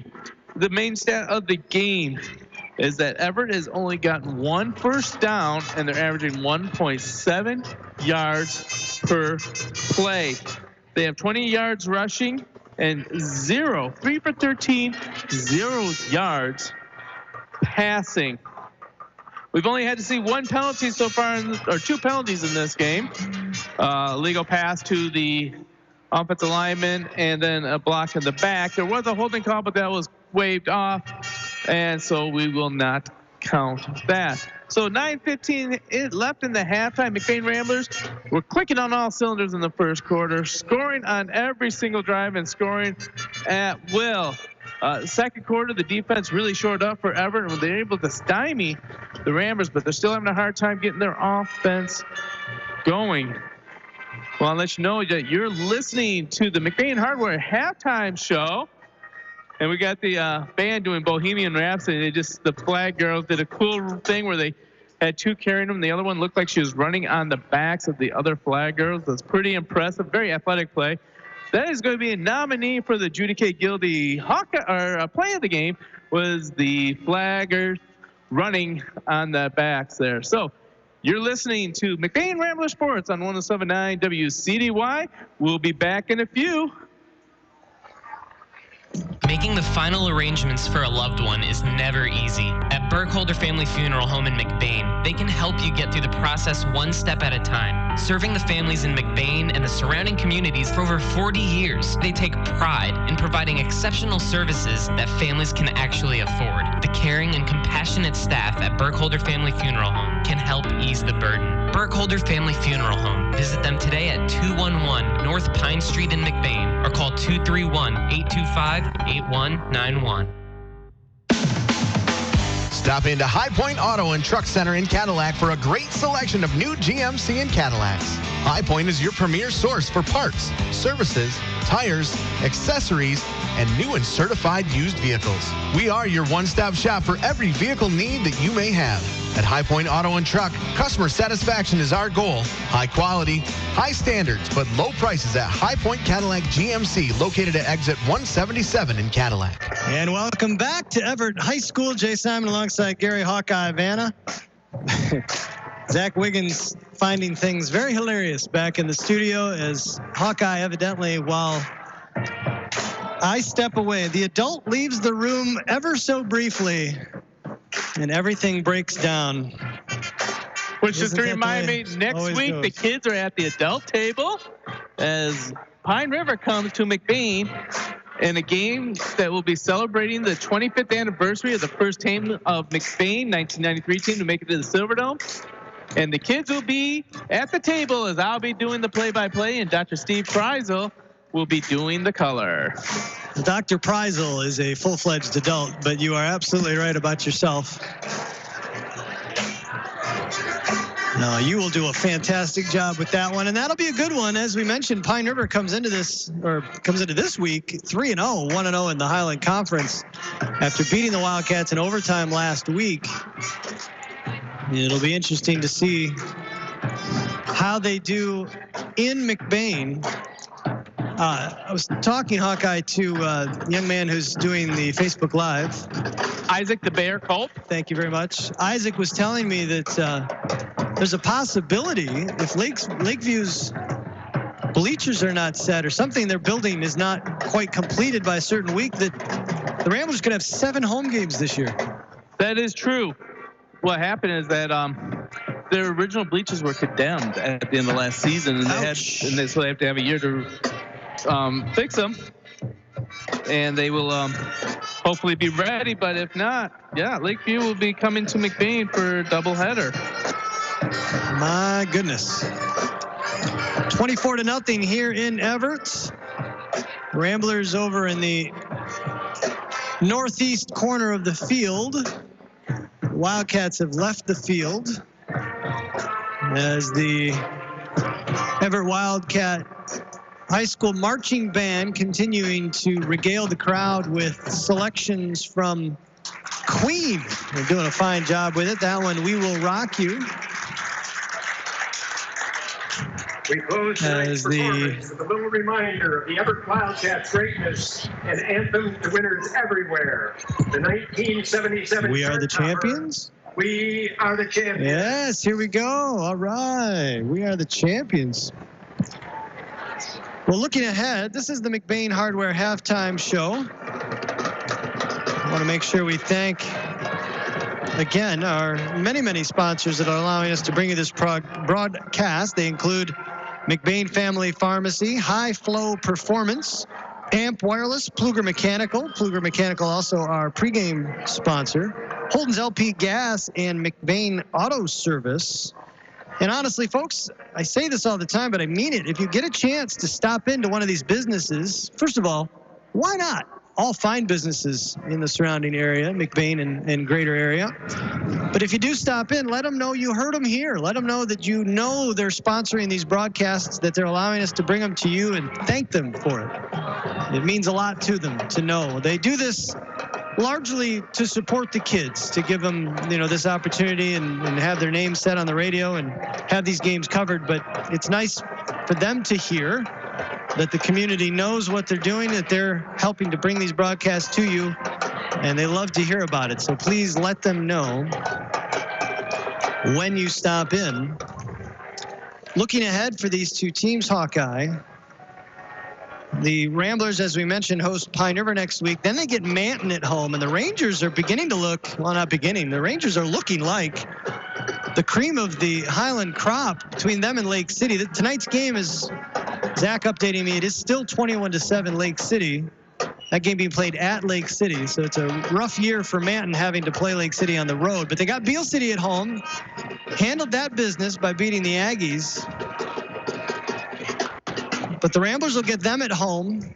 Then they have to go to Beale City, the Bermuda Triangle of the Highland Conference. Then they're at Lakeview, depending on if Lakeview can host them, and then they host Fremont to close out the season. Fremont, a team that these Wildcats beat 30-26 to open the season on the road. Meanwhile, the Wildcats are at Manton next week. They then host Beale City, and then they have to go to Lake City. So that's a rough way to close out the conference slate for the Wildcats. They'll go to White Cloud and Harrison to close out the season. This the third of a 3-game homestand for Everett here early in the first half of the season. One more time, put your hands together for your 2018 Everett Marching Wildcats. Well, Hawkeye, how are things elsewhere? I know the Rambler Review still being produced by yourself and Lars, Mr. McBain Fradine, but for those who maybe haven't followed it on Facebook, and if you haven't, what are you thinking? You really ought to. What's happening in McBain athletics these days? Well, we got to let you know that we have 2 state-ranked teams. I don't know if you realize it or not, but the boys and the girls cross-country team are actually ranked in the state. The boys are number 7, the girls are number 9. And they just had a huge meet this weekend today down at Michigan State. And Connor Murphy, the son of varsity volleyball coach Sean Murphy, posted the best time for the boys. This is only his 5th meet on running cross country, and he got the best time today. It was a hot day down in East Lansing. He ran well in the heat, and he just lit it up, and I believe he medaled for the first time all season. Nice. So Connor Murphy, big shout out for a big day today. I don't know if he got his PR, personal record. I haven't gotten that time, but I just know that he had a huge day there. Claudia O'Malley continues to dominate on the women's side, and the team is just deep on both the women and the men's side. Volleyball had a very good week this week as they had to take the crosstown rivals Northern Michigan Christian on Tuesday. They swept them in 3 games. JV won in 2 games. So both of them had a very strong week, and they had a tournament last Saturday, and McBain took second in the Pine River Invitational, and I believe they took second to Clare, the eventual champions. So the volleyball team got a little hardware last Saturday, and they also got their first Highland Conference win on Tuesday night. Last night, JV had their very first win, and the freshmen didn't win a single game when they played 8th grade, didn't win a single game when they played 7th grade. Come behind win, Deacon Dottie on a 60-yard bomb to Karsten Huttinga to give McBain the go-ahead touchdown. Crazy exchange at the end. McBain misses the 2-point conversion. They kick off with 6 minutes left in the game. Tackle the guy at the 35-yard line. And then all of a sudden the officials wave a timeout. They talk and they come back and they overruled the missed extra point and gave McBain the 2 points on the extra point conversion after the kickoff. Wow. So that was exciting. And a big stat that night, Alex Vann, 1.5 tackles. I'm not ashamed to be biased. Alexandria. No, you are not. There's one thing that nobody can ever say about you, Hawkeye. It's that you are not afraid, or that you are afraid to let everybody know where you stand. Hey, you know what? People like consistency, and they like to know where you are. I leave no doubt. This is true. Well, there's only 1:45 left on the clock, Hawkeye. Are you going to force UTEC to say anything or no? Yeah, Alex Utek's going to give his opinion what was said in the halftime adjustment. I have never seen anybody refuse a headset so strongly. That was impressive. Apparently not. So. It was a good try, though. Yeah, and the fine effort. The thing is that McBain came in the first quarter. They had all the Lady Mo that they wanted. They looked like they were going to be running. We're talking running clock. They were mathematically on pace for 96 points in the game. And you did that in your head, too, didn't you? I did do that in my head. And the Everett Wildcat defense has just stepped up, and they have stopped the McBain momentum, and they're cost them to get 0 points, and they tied them, I guess you could say, but they kind of stymied any momentum McBain had. And I don't know who has the momentum right now. It's going to be interesting to see how the first couple drives go and who can grab the momentum for the second half. So what are they on pace for now? They're only on pace for 48. That was kind of easy. You just had to double it. I know. I'm sorry. No challenge whatsoever. Both teams out on the field stretching. Zach, that was me messing with a dial. That was not a dropout. I don't know if the magical 3 minutes were put back on yet. I think they were. I do too. So I think we are just moments away from the start of the third quarter. The Wildcats will be receiving. So George Brown III will get his 6th attempt at a kickoff. I don't think he can go much deeper than he did the last time based on the way the ball is set. They put the ball on its side because they really don't want him kicking it deep. I thought they received.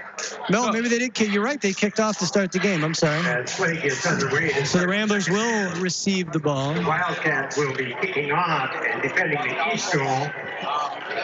The Ramblers receiving and defending the west goal. Isaiah Johnson will tee it up for the Wildcats.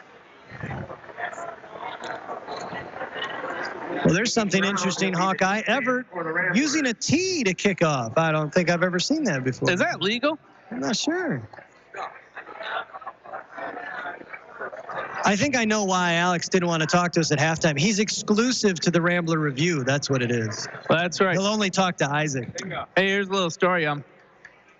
Doug McLean, I'll tell it later.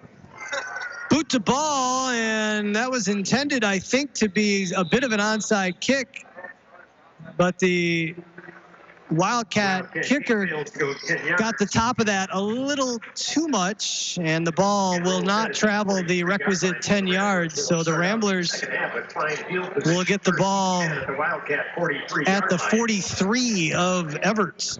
Do you remember last year when Fremont tried to do an onside kick, and he put such a side spin on it, it actually went 2 yards behind where he was kicking off from, out of bounds? No. But I believe you. I have a poor memory for that kind of thing. Yeah, but something like that I'll never forget. Gavin Seelan in the pistol. Seelan handing it off to Vandenbos. Avoids a tackler, bouncing it out to the left side. Vandenbos turning on the Jets, lowering the boom and over the 30-yard line. Knocked out of bounds. Boy, Logan Vandenbos has got some speed. Down near the 25-yard line. Vandenbos is the second fastest player on the team. According to who? Vandenbos? No, just doing sprints. I'm kidding. I believe it. I believe it. As he brings it out just shy of the 25-yard line, give him the 26, and it's going to be a first down for the Ramblers. A 17-yard pickup for Vandenbos. It looked like he was going to get blown up in the middle as the play was good penetration from Everett, and he bounced it outside. Seelan wanted to throw a little wide receiver screen. Seelan somehow avoids a man, turning all the way around to the left side. Now he'll throw it downfield and just out of the reach of Logan Rodenbaugh. Boy, Gavin Seelan, Hawkeye, running about 1.5 miles on that play, and had Rodenbaugh behind the defense and just overthrew him. You can't blame him. The adrenaline was off the charts as he rolled to his right, wanted to set up a little wide receiver screen. It was blown up by the Wildcats. Reversed field, got a couple of blocks, and then nearly caught Rodenbaugh behind the D for a touchdown, but instead it'll bring up 2nd and 10. Well, Gavin Seelan is a magician. Seelan in the pistol. 2 receivers split either way. Sends Logan Rodenbaugh in motion. Snap. Might have even hit the center zone butt. Center zone behind, yeah, and never got past his rear end. Seelan, the first one to see it, obviously, because he's expecting the snap, and he is Johnny on the spot, able to jump on it, but they're going to lose a yard.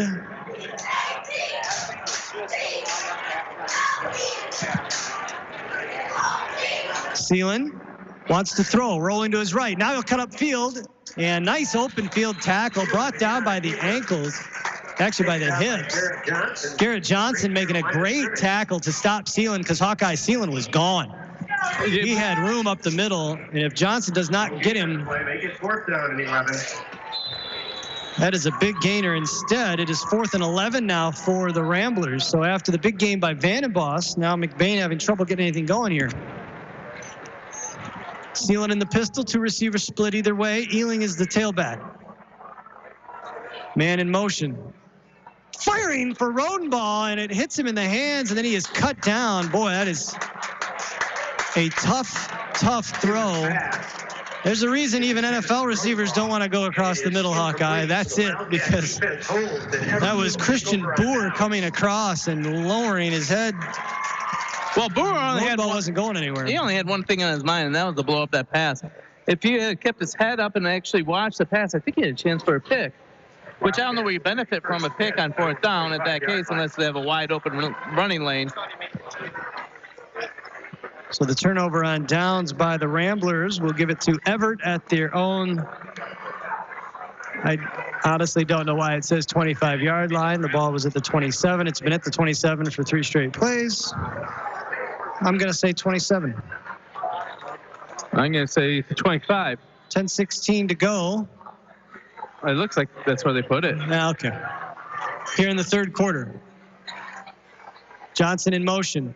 Pritchard wants to throw, and Justin Camphouse doing a great job. He was well blocked from his defensive end position on the right side of the line, but he jumped just as Pritchard threw the pass. Clearly a Camphouse fan somewhere in the crowd after they made the announcement. You mean Grandma and Dad? Is that who it is? There you go. It'll bring up 2nd and 10 now. All right, I'll go 25. From the 25-yard line of Everett. 10-12 to go here in the third quarter. Pritchard in the shotgun.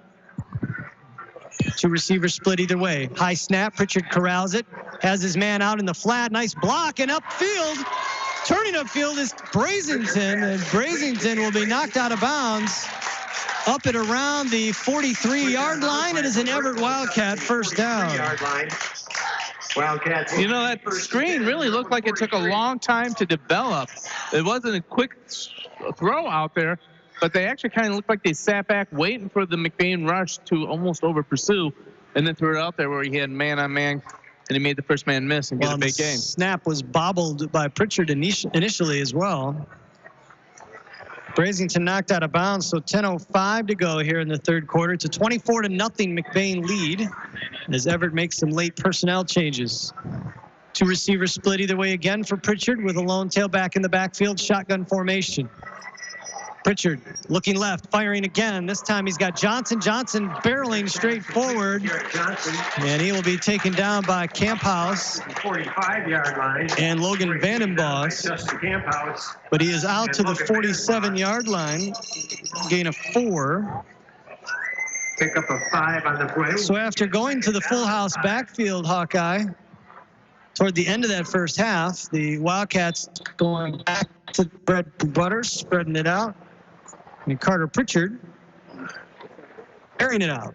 Yeah, and he's as good as arm is, and the inaccuracy in the first half, you think going to last, and it looks like he's been able to figure some things out. 9:17 remaining here in the third. Trips to the left for Pritchard. Pistol formation. Carter Pritchard back to throw. Again, screen, and this time unable to reel it in is Pritchard's pass intended for Conklin. Conklin. I don't know why I'm looking for a B. Billy, that's why. That's his first name. Billy Conklin. Billy Conklin, a front runner for Name of the Year. Just sounds like a football player. Senior running back and linebacker. 3rd and 5 now for the Everett Wildcats. 9:08 to go here in the third. 24-0 McBain with the lead.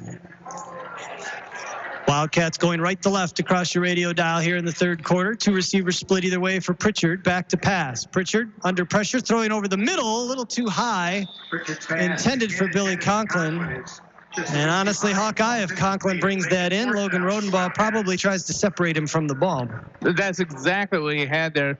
The only thing Conklin had in his favor was that the back judge was in the way. Yes. Wildcats will send the punt team on. And sometimes that's your best blocker out there. Yeah, use that now with a 4th and 1 situation. Broken T formation. I just always wanted to say that. 4 in the backfield, basically a full house around the pistol. And now we're going to get a timeout from the Wildcats. Apparently don't like what they see from the Rambler defense. That's Everett's first time out. 8:42 remaining here in the third quarter. 24-0 McBain. Everett facing a 4th and 1 at the 48-yard line of McBain. We'll keep it right here. Again, our thanks to McBain Hardware. Their support of the halftime show. Don't forget, if you want to listen to this broadcast and you're leaving our listening area through the radio airwaves, you can still catch us online. Head on over to 107.9Wcdy.com. Click on the game logo over on the right-hand side, and you can listen to us anywhere in the world where you get a decent internet connection. Live streaming of McBain Rambler football brought to you by McLean Transmissions. For anything transmission related and for quality used cars, head on over to McLean Transmissions on LaChance Road between Cadillac and Lake City. Call 779-1394. That's 779-1394. Got a scoring update from the Pine River game as Beal just went up 13-10 against Pine River with 5:30 to go in the third quarter. Tight one there as the Aggies looking to put a win in the column. Everett quickly up to the line. This time full house again. Pritchard under center. Pritchard will hand it off. He got it. And I think Boy, the way the linesmen's coming in, I don't think he did. Ball carrier is backed up at the line of scrimmage. I thought progression gave it to him, but boy, the way the linesman came in, this is going to be short, Hawkeye. This is directly in front of me. Billy Conklin was on the carry. And if they're going to mark it right there, this is going to be a turnover on downs. Unless that chain is way off down there, I don't think he's going to make it. Well, they're still looking at it. Well, they're going to bring the chains out. Might as well. 8:28 to go here in the third.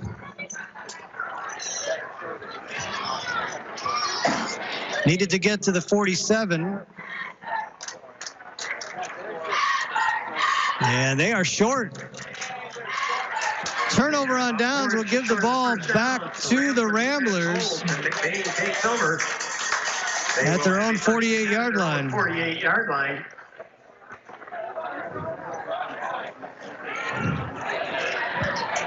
$24-0 McBain. They've led that since late in the first quarter. Wildcat defense has done a much better job. Offense just can't get anything going, though. Here's Auden Ealing on the sweep.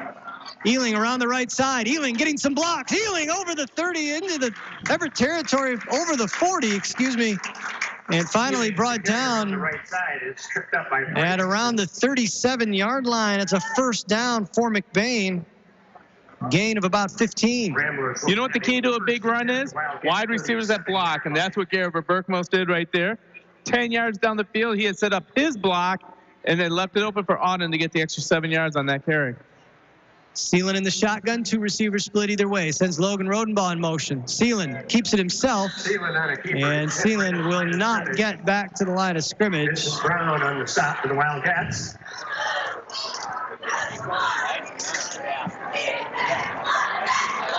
Yeah, actually, they're going to mark him. Nah, it's still the 37. No gain on the play. 2nd and 10 for the Ramblers. 7:40 to go here in the third quarter. Pistol formation. Seelan. Rodenbaugh in the back. Vandenbos in the backfield. Rodenbaugh in motion. Vandenbos takes the handoff over the right edge.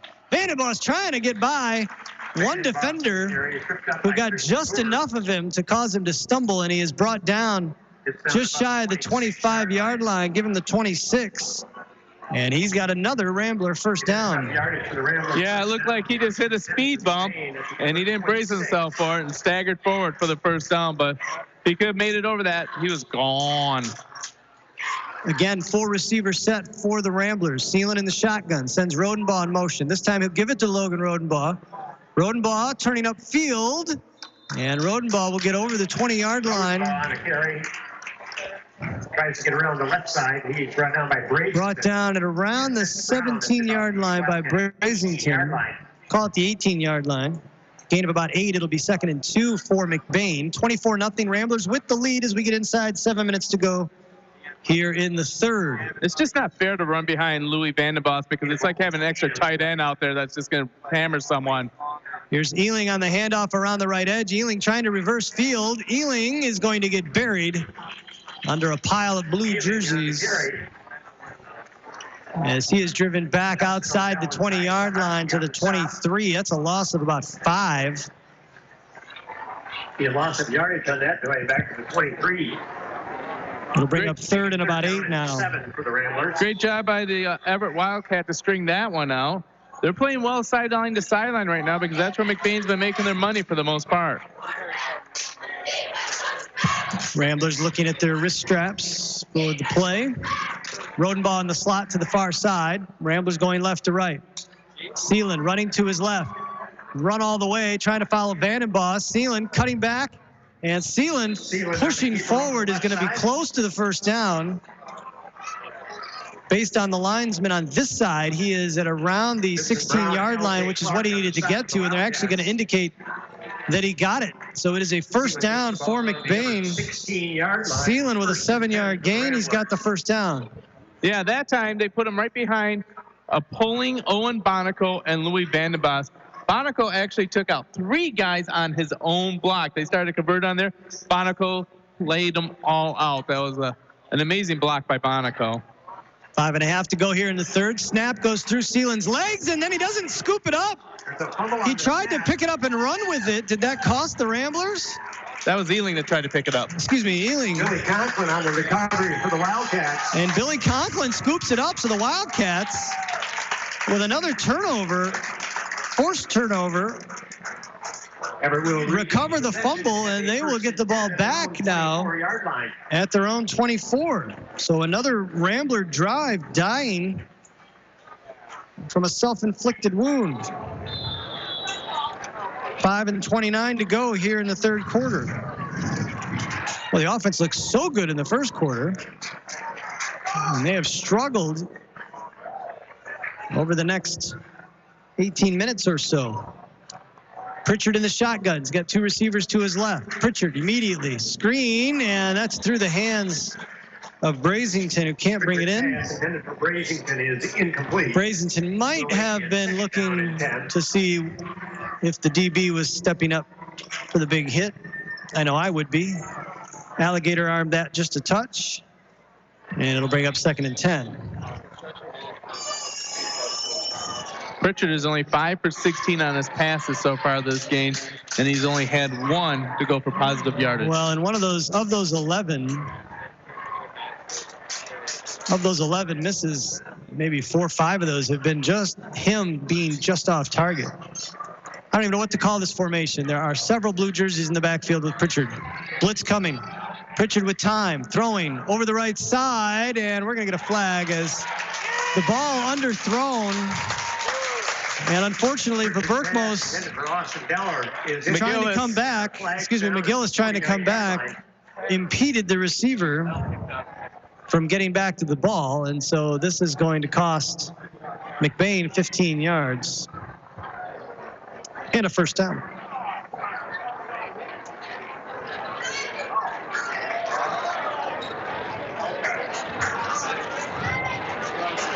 Wait for them to mark this off. 5:20 to go here in the third quarter. McBain still leads at 24-0. Pass interference penalty against the Ramblers.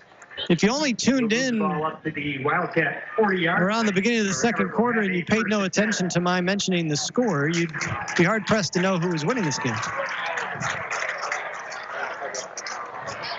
Yeah.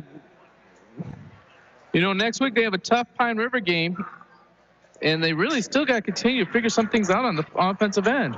Pritchard in the shotgun with 2 backs. 4 receivers. Pritchard wants to throw under pressure and basically throws that away as he threw it too high for Conklin. Logan Rodenbaugh defending on the play. And guess what? The clock stops. That it does.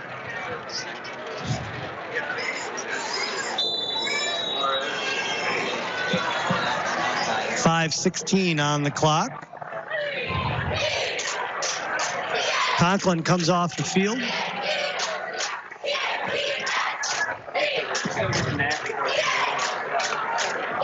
Second and 10 for the Wildcats.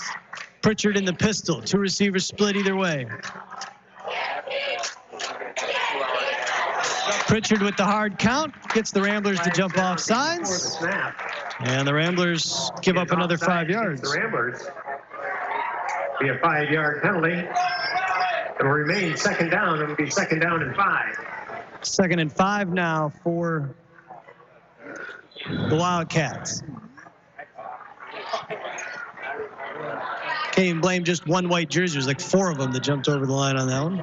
Well, they're all been pinned back and doing the running. This is a good idea to change it up with the pace of the count. Pritchard under pressure, trying to set up a screen. Has his man, Odell, at the 45-yard line, is going to get drilled. Got back to the line of scrimmage. Team up on the stop. And that was a picture-perfect tackle by Rodenbaugh. Shoulder pads right in the hip or the belt, bending him over, and then Vandenbosch finishing him off. 3rd and 5 now for the Wildcats, going right to left. Pritchard in the pistol again. Sends 2 receivers to his left. Auden Ealing will come check the nearby receiver as they line up on the right hash. Pritchard back to throw, wants to throw out to the left side, and that was, the Berkmos came over, really didn't get anywhere near the ball, but just by throwing up those big paws, the 6'5" DB, basically, I think may have caused Hunter Maxwell to take his eyes off of it, and the ball falls incomplete. That's a whole lot of teenager running by you when you're trying to run out and catch a ball. Yeah, that is. And the thing is, he could be 5 yards away from you, but his arms are going to be in your ear. So it'll bring up 4th and 5 now with 4:21 to go here in the third quarter. Hunter Maxwell back to punt for the Wildcats. Maxwell's really yet to get a good snap and a ball that he can really step into. I have a feeling this kid can punt it 50-plus yards. And he's not going to get one here as this snap goes through his legs. Maxwell trying to run back and pick it up, and he is going to get drilled as he's trying to stand to pick it up. Boy, I hope he's all right. He is on the turf. Recovered by the Ramblers. He tried to pick it up and do something fancy with the man running at him. George Brown went into his knees. He did nothing wrong. George is just like, I'm getting on the ball. Yes. And he did the right play on that one, but he's in the prone position there. Yes. Maxwell, very vulnerable position, got hit in the legs as he was trying to pick that ball up. Really just need to fall on that. George Brown running in on him. There was a flag. Personal foul penalty indicated against the Wildcats. It's interesting. There's a personal foul call being made against Everett. I'm not sure what that was for, Hawkeye. Did you see it? I did not. But that should move the 1st and 10 on the 10-yard line. So the Ramblers recovered the bad snap. To the goal down to the 9-yard line. And the penalty's going to take it down to the 9. Goal from the Wildcat 9. 11 minutes to go. Pine River's back up on Beale City, 17-13. 1st and goal from the 9. Seelan hands it off. This is Vandenbos. Vandenbos keeping his feet and cannot quite get into the end zone as he is stopped at around the 2-yard line. Vandenbos on the carry around the right side. Christian Brewer trips him up inside the 5-yard line.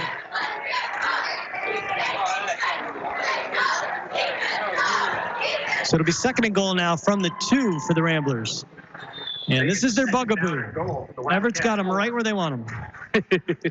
They are 0 for 4 from the 3. Seelan in the shotgun. Sends Rodenbaugh in motion. He'll give it to Rodenbaugh. Rodenbaugh trying to cut upfield. No indication from either line judge. It is going to be 3rd and goal. At the 1-yard line. Give him the 1. Maybe the 2. PA Silencer says give it the 2. So I'll make it the 2. They are too far away for me to tell from that angle. Well, it looks like the yard marker didn't move. So we'll say the 2. Sounds good. So let's just make them 0 for 6? 0 for 6 from 3 yards and closer. And now we're going to get a Rambler timeout. Timeout, McBain. 2:56 to go in the third. McBain with a 24-0 lead. 3rd and goal coming up. We'll take a 30-second break and be back right after this. High school students are training for the jobs of tomorrow today at the Wexford Misaki Career Technical Center in Cadillac. Juniors and seniors from 12 area high schools can choose from 14 career-driven programs. Free college credit is available. Visit WMISD.org and click or tap the Career Technical Education link. See all the great programs, then talk to your student's counselor. Call 876-2200. The Wexford Misaki Career Technical Center on 13th Street across from Baker College. Proud to serve the students of McBain High School. CTC is the place to be. 24-0 McBain with the lead here at Everett High School. Jay Simon alongside Gary Hawkeye Vanna. Tonight, Everett varsity team will travel 2 men. Zach Wiggins turning the dials for us back in the studio. 2:56 remaining here in the third quarter. The Ramblers with a 3rd and goal from the 2. And as we joked, Hawkeye, they're 0 for 6 when they've been 3 yards or closer to the goal line. 4 failed 2-point conversions, and now 2 tries from the 2 have failed. It's apparently just a little too close to the end zone for McBain. Well, it does get a lot more congested at that spot. Come out with 4 receivers either way. Seelan in the pistol. Seelan hands it off. Vandenbos head down into the end zone. Touchdown. Vandenbos gets into the end zone for the Ramblers. Touchdown. Well, when in doubt, give it to the hammer. As Vandenbos punches it in, and it is a 30-0 lead for the Ramblers. Look to the sideline for the 2-point call. No kicking this year, according to head coach Pat Maloney. Although I bet you George Brown, the third, could straight away kick balls, kick extra points. I bet you he'd be all right. Actually, Louis Vandenbos can make 35-yard field goals. Why do you call him Louis Vandenbos? That's his nickname. Logan Vandenbos is called Louis by the team. Okay. Seelan looked left, wants to throw right, and hitting Camphouse. Camphouse with a great catch. Hawkeye is actually the Wildcat defender took the brunt of that. Collision on the pass, but Camphouse comes up with it. And the Ramblers on the 5th try come up with a 2-point conversion. Yeah, but that's 2 in a row from 3 yards or closer. This is a valid point. 32-0. McBain with the lead now, with 2:48 remaining here in the 3rd quarter. I'm going to ask our engineer, Zach Wiggins, to give us an update from the Lake City Manton score if he gets an opportunity. As George Brown III will get another chance to hit another wobbly kickoff.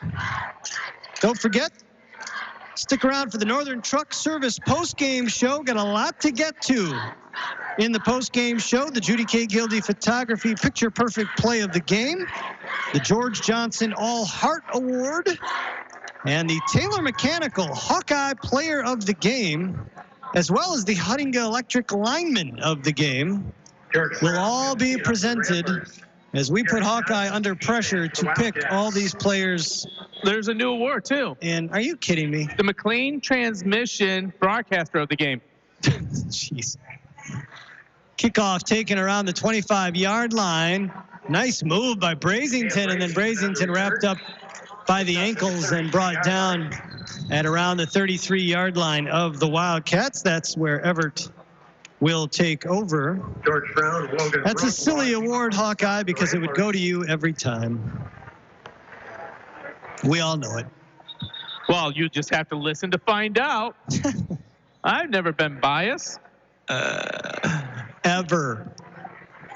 Ball marked at the 34-yard line of the Wildcats. According to Zach, nothing has changed. Lake City still leads Manton 21-7.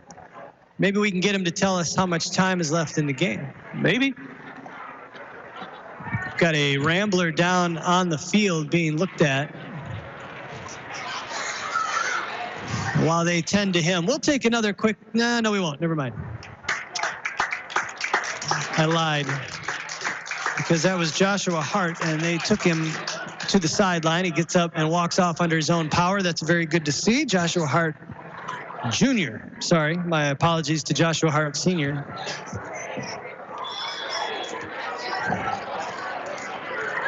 I don't know how anybody sits on these wooden bleachers for this long. Imagine a tractor pull. Oh, my goodness. Everett looking to get on the board here. 32-0. McBain with the lead. Wildcats going right to left. Carter Pritchard, the senior QB, in the shotgun. 2 backs with him. 2 receivers to his right. Single receiver to the near side on his left as they go right to left. Pritchard back to pass. Plenty of time. Lofting one up, and this is going to end up short. Intended for Hunter Maxwell. We'll make it 2nd down. Auden Ealing defending on the play. I found that play interesting, Hawkeye, because really that pass wasn't going to be caught. Ealing sort of hand fought with Maxwell. You could make the argument that he kind of tugged at him, grabbed at him a little bit there toward the end, but on an at the high school level, you just never know. That is true. What they're going to call and not call. So that is the 23rd passing attempt by the Wildcats compared to only 15 rushing attempts, but overall they've only rushed for -5 yards total in the game. Can you rush for -5? Yes, because I just said so. Fair enough. 2.5 minutes remaining here in the third. Pritchard again in the shotgun with two backs in the backfield. This time he's going to hand it off, but there is not much there as Garrett Johnson trying to take it to the right side. I like the play call, trying to catch the Ramblers looking for the pass. They've passed out of that formation multiple times, but the line doing a great job and snuffing it out. And Lucas Skolten getting his first tackle of the game, getting on the defensive tackle. Tell you what, that kid continues to develop. That is going to be a great weapon for the Ramblers to give them some depth on both lines. The kid is actually a black belt in Taekwondo. Wow. Nice. Finally got to red. 3rd and 12 now for the Wildcats. 32-0, McBain with the lead. Ramblers showing blitz. Blitz coming. Pritchard with time, throwing underneath, has his man. And then a nice open field tackle by Justin Camphouse. Justin Odell with the catch out to the 39-yard line. Gain of about 7. Sorry, they're saying George Brown on the tackle. I know I saw it too. Yeah. Apparently it was a 24.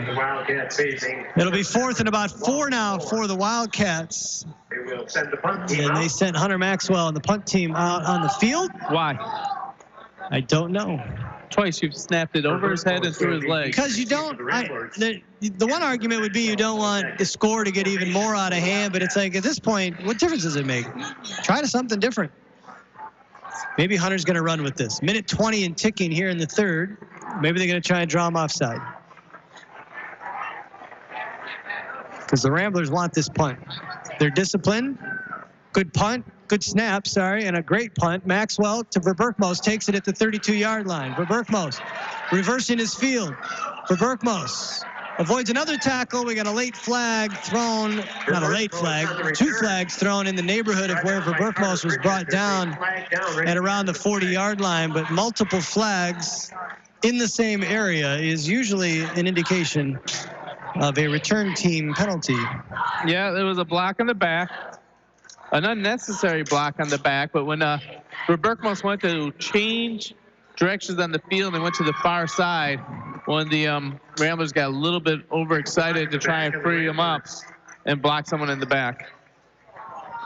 So that'll cost McBain some yardage. They'll take it back to the 31-yard line. Moving the ball back to the Ramblers' 31-yard line. And that's where McBain will take over with 1:01 remaining here in the third quarter. Still 32-0 Ramblers. Led 24-0 after the opening quarter and at the half. We'll put up another one here in this as there's a throw underneath Ethan Barton. I'm not sure if he ever brought that in or not. He fumbled it. They're going to say it's incomplete. You're listening to WCDY, McBain, Cadillac, Lake City. Jay Simon alongside Gary Hawkeye Vanna. Zach Wiggins turning the dials for us back in the studio. 56 seconds remaining here in the third, and it is 2nd and 10 for the Ramblers.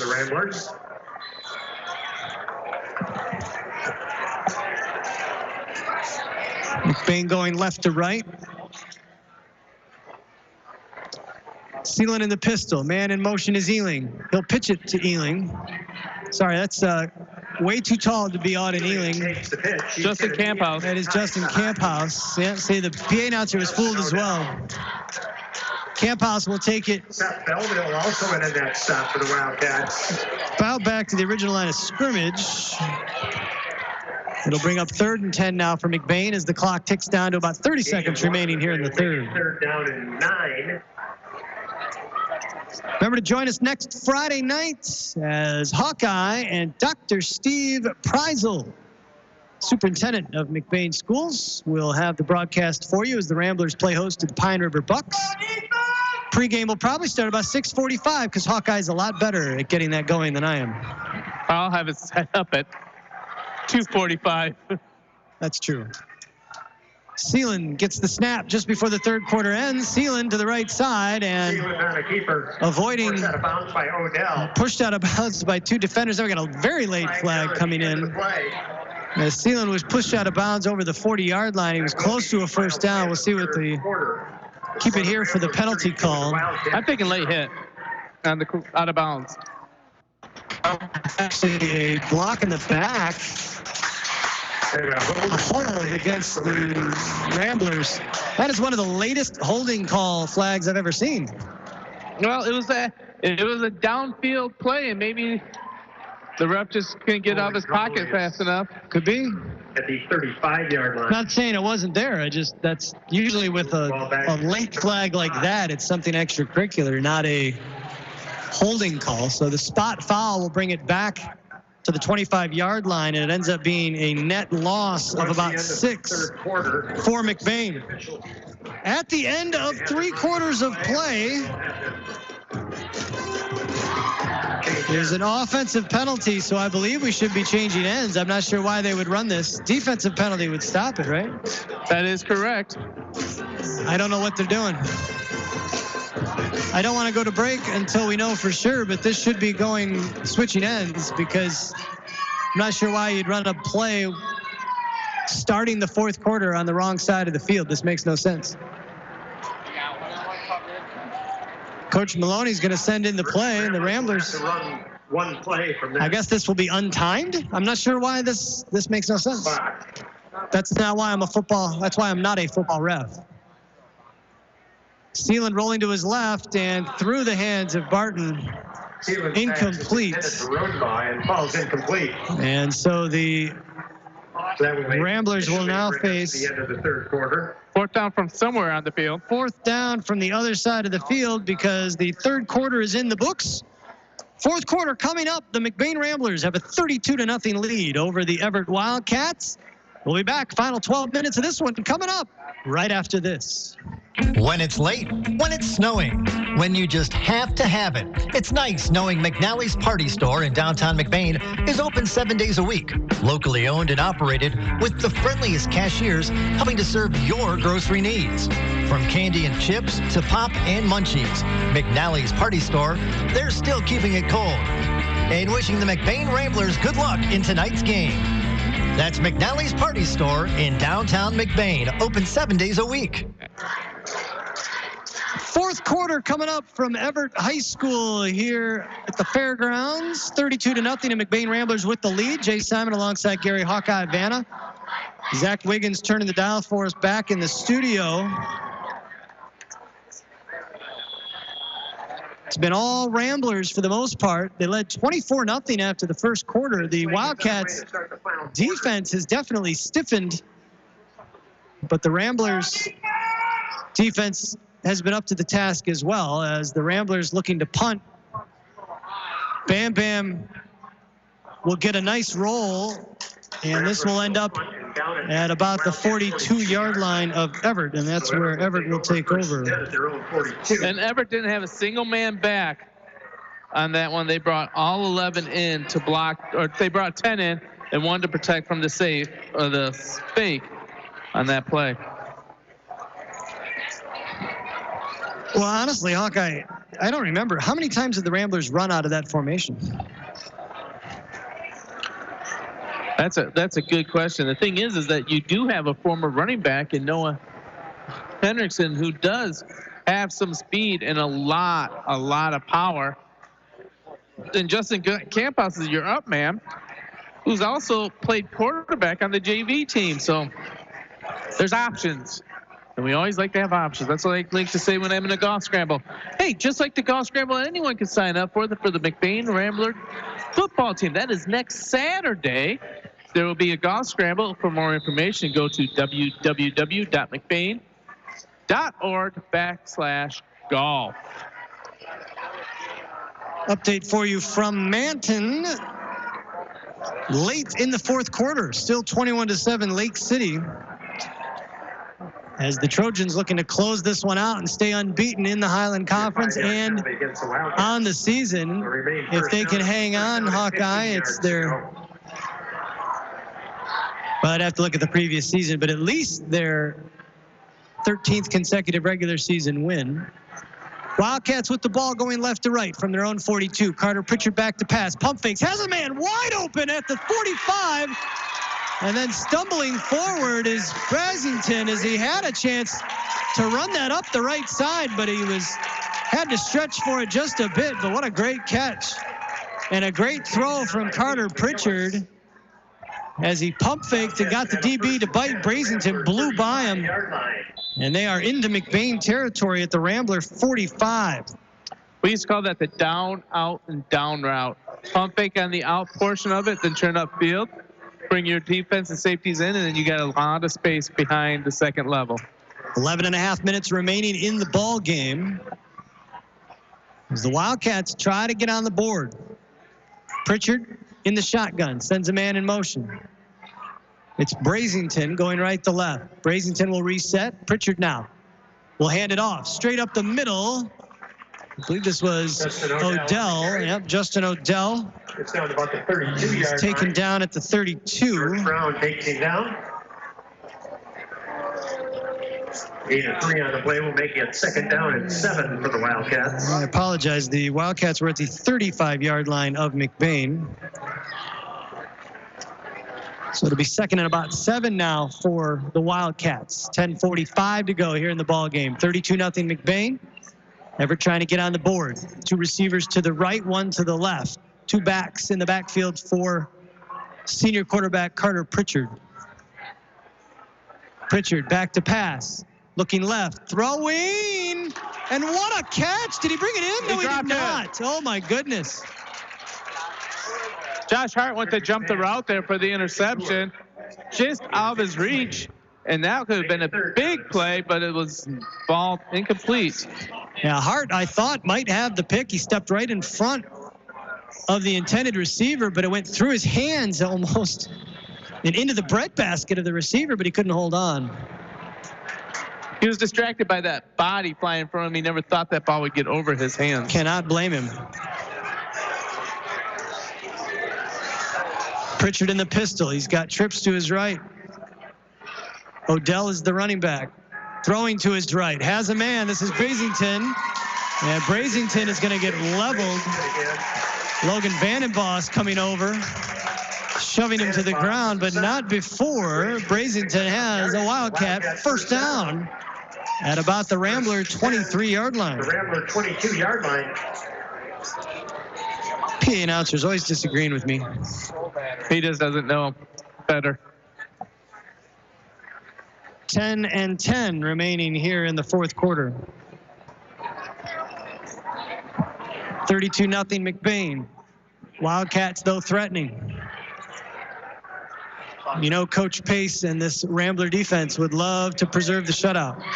Pritchard back to throw. Pritchard over the middle. Drilled immediately. What a tackle by George Brown, stepping up. Pritchard's pass is complete to Garrett Johnson.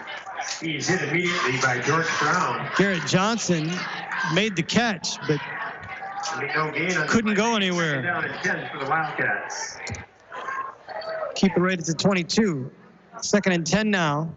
9.5 minutes remaining in the game.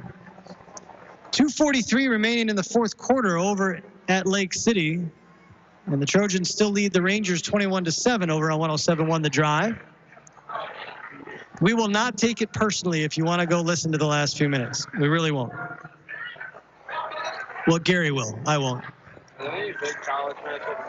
Pritchard in the pistol, and now we're going to get a flag, and I think they may have taken too much time. They did. Delay of game on the Wildcats. 2nd one on this drive. And they've been close many times.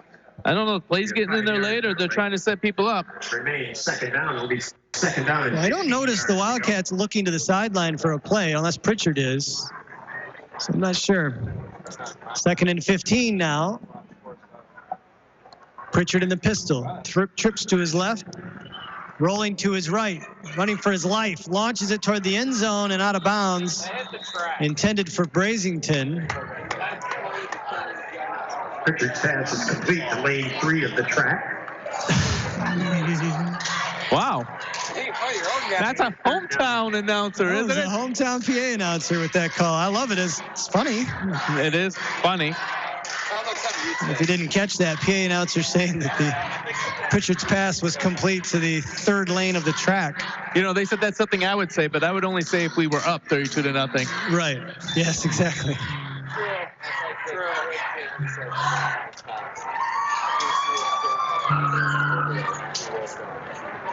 Wildcats come out with an empty backfield. Pritchard with 5 receivers, 3 to his left, 2 to his right. 8:48 remaining in the game. Pritchard back to pass, under pressure, throwing over the middle, and caught! Billy Conklin.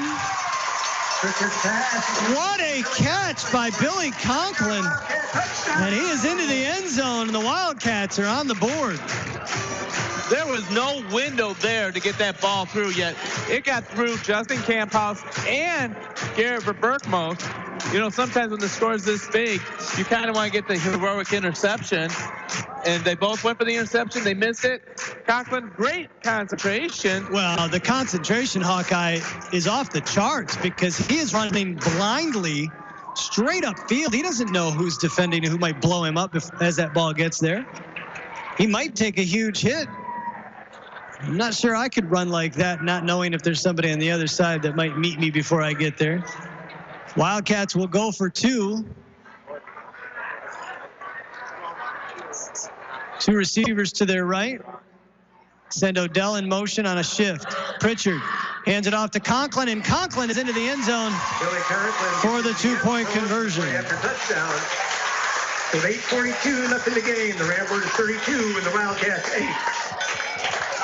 32-8 our score with 8:42 remaining in the game. Take a 30-second break and be back right after this.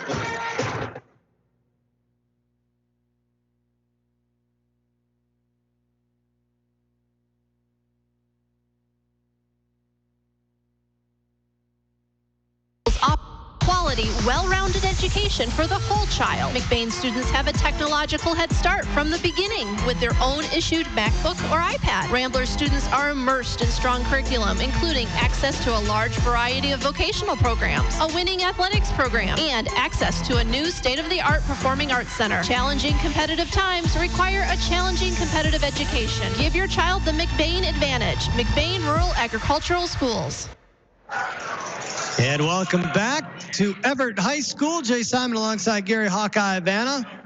Zach Wiggins turning the dials for us back in the studio. It is a 32-8 McBain lead as the Everett Wildcats on a 27-yard Carter Pritchard to Billy Conklin touchdown pass and 2-point Conklin run have put the Wildcats on the board. And I would expect that we are going to see an onside kick from the Wildcats as they bunch up in the middle of the field. Will they spread out? No, they will not. Or yes, they will. I was thinking they might do that quick run up to the ball as a herd. Well, McBain is looking for the onside kick because they got the second line right there. Isaiah Johnson is going to kick it deep. Taken inside the 30-yard line. Auden Ealing all the way around left side into Everett territory. Nice run back from the senior by Austin Deller, as he will bring it out to the 47-yard line of the Wildcats, and that's where the Ramblers will take over, looking to salt this one away. 8.5 to go here in the ball game.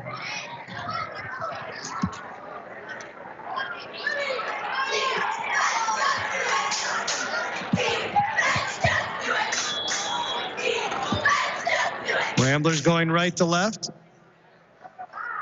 Lucas Golden now playing Owen Bonicle's position at the guard.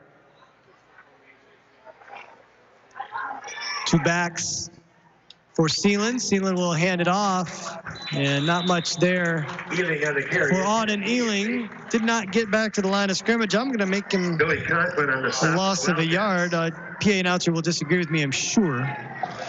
No gain on the play. Make it 2nd down and 10 for the Ramblers. 2nd down and 10.5. Don't listen to him. Yeah, that's right. My money's on Jay. It's right in front of me. The 7-time runner-up broadcaster of the game. Oh, handoff to Vandenbos, and Vandenbos met immediately. On the carry is hit right at the line of scrimmage. Wildcats are just pinning their ears back on the line, Hawkeye. They are not Dylan Matter allowing anything to get through the middle. It's another loss of another yard. 3rd and 12. Again, don't pay any attention to the PA announcer. Well, all Everett's doing now is run blitz, and they want McBain to pass and hopefully incomplete stop the clock. 7.5 minutes remaining in the game. Sealand out of the shotgun, rolling to his right, wants to throw, throws underneath, has a man. This is Vandenboss, avoids the tackle, still on his feet, first down and more. Close to the Wildcat 30-yard line, and Logan Vandenboss, Louis, inside the 30-yard line before he's taken down. shaking the first tackler and picking up a key McBain first down. Yeah, he avoided the first tackler and decided to blow up the second one. This ball is going to be marked just inside the Everett 30. First down Ramblers as they come up to the ball. Clock continues to run. 7:10 remaining in the game. 3 receivers for Sealand, 2 backs. Handoff is to the right side running back, and that is not Auden Kneeling because it's the taller of the 2, but I need to get a number. That is Logan Rodenbaugh. Rodenbaugh on the carry. Rodenbaugh might have lost. He did lose a yard. Back out to the 31. It'll be 2nd and 11 now. A couple on that play. Make it 2nd as down the clock continues to tick. He just cannot agree with you. No, he can't. I'm just trying to figure out what the over-under is. He's going to go more loss or less loss than you. 6.5 remaining in this one. Looking for another Zach Wiggins update on the Lake City Manton game. Should be the final update, I would think. Would like another Tim Wriggling update on the Pine River game, too. Sealand back to pass. Wants it all. Going for the end zone for Verberkmos. We got a flag on the play. It's going to be defensive interference as Verberkmos had to reach back over his defender, and that caused Hunter Maxwell to make contact with him. But Verberkmos angry with himself. He thought he was going to reel it in, and he just couldn't hold on. Yeah, that was a great shot at the end zone, and that's what you do. You put it up high and make Verberkmos go up and get it, and he almost pulled that back in. He would love to have corralled it. Unfortunately, it was batted away. But that should be 1st and 10 for the McBain Ramblers from the 16-yard line. Pass interference is the call of the Wildcats. Do have a final from Lake City High School. The Trojans hang on. They win it 21-7, defeating the Manton Rangers. Lake City moves to 4-0, 2-0 in the conference. Manton falls to 3-1 and 1-1 in conference play.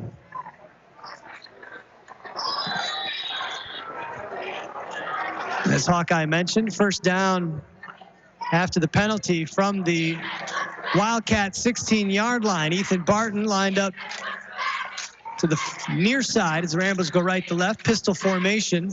George Brown in motion. Sealand will hand it off to Rodenbaugh. We had 2 men in motion, I'm afraid, and you just can't do that, Hawkeye. Nope, they got confused on which one is supposed to come on the play, but that's kind of what happens when you're calling them in and you're looking at the wristbands. And did you see about the big upset about Eastern Washington beating Washington State in the opening game last year? No. The defense had the black wristbands on the left-hand side, and the right-hand side had the white wristbands. So they would signal a play. One was doing a blitz. The other one was playing a cover 2. Oh, no. So wristbands aren't always 100% accurate. 5-yard penalty will make it 1st and 15 now for the Ramblers as we get inside 6 minutes to go.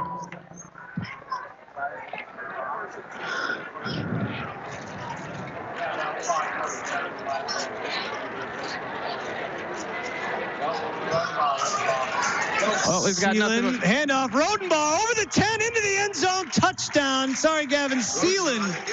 21 yards to the Rambler, touchdown. That was Rodenbaugh. Or Sealand. It is Rodenbaugh. Boy, the captain took on the sweep.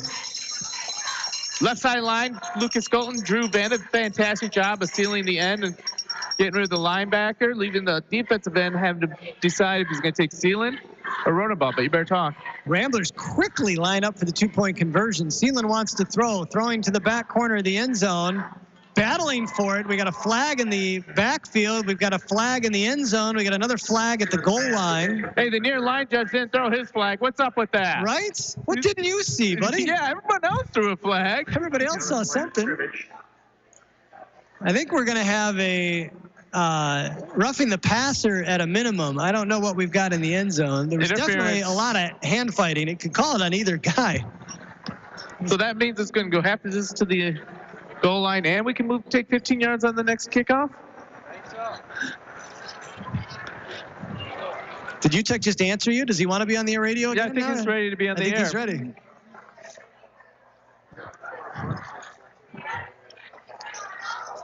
So we got pass interference on the Wildcats, and we have a personal foul, blow to the head on the Wildcats. 2 penalties. Hey, what have you guys forgot your flag? Wildcats. That's a tough one. On a 2-point conversion attempt, you would think, as you said, that you would enforce that on the kickoff because it's not really fair penalty of that nature that you don't really get to take advantage of it. A yard and a half doesn't really, what does that do, right? Yeah, that doesn't discourage. Blows to the head, exactly.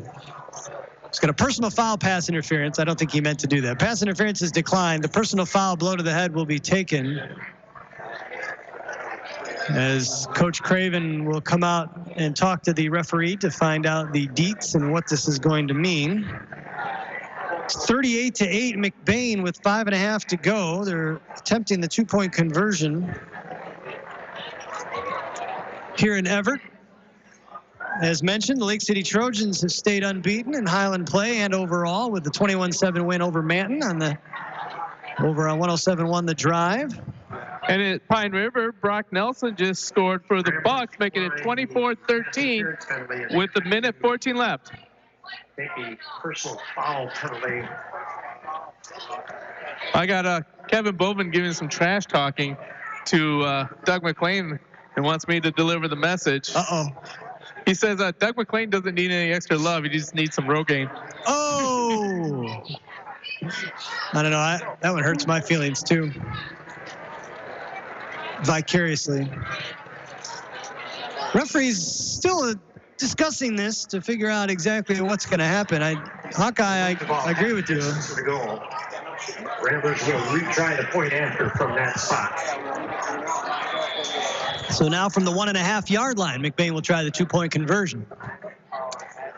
Seelan with 4 receivers, 2 either way. Vandenboss in the backfield with him. Shotgun formation. Looking for the play call. Doesn't seem to be getting one. The snap is low. Seelan can't come up with it. And Billy Conklin buries Seelan before he can get back to the ball. So the fumble means the 2-point conversion fails. And with 5:17 remaining, McBain has a 38-8 lead. We'll take a quick break, 30 seconds, and be back right after this.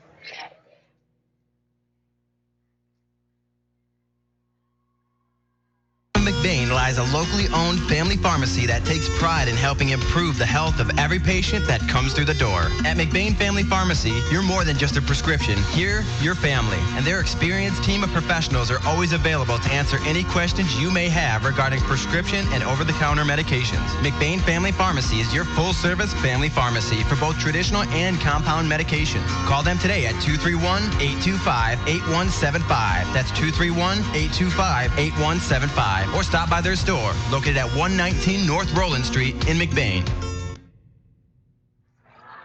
And welcome back to Everett High School. Jay Simon, Gary Hawkeye Vanna with you. Zach Wiggins was doing a stellar job running the show back in the studio. You have to mark him down to about a A- now. I know, but he's still in the... Little late bringing us back. He's still in the clubhouse as the leader, as the broadcaster of the game. Didn't tell us clear. Ramblers prepare to kick off. Zach doing a great job. Just a second time running the board solo. We got some great DMP students and young people helping out in the radio station, getting their feet wet in the broadcast industry, and very grateful for all their hard work. As the Ramblers will kick off, George Brown will send a low bouncing ball that is scooped up at the 25-yard line.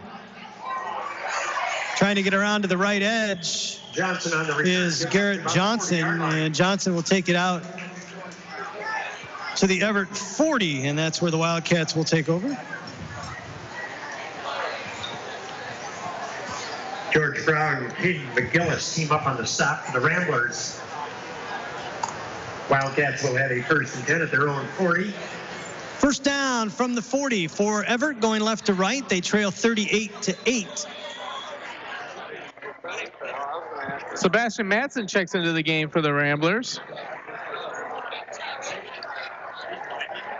Pritchard looking to pass out to the left side. It is caught. Is it complete? It is. Christian Boer brings it in at the 45. That'll make it 2nd and 5 now for Everett. Gain of 4 will make it 2nd down and 6 for the Wildcats. How can it be a gain of 4 if the stick is on the 40 and the ball's on the 45? I don't get it. I don't know. I feel like I'm taking crazy pills. 5:02 remaining in this one.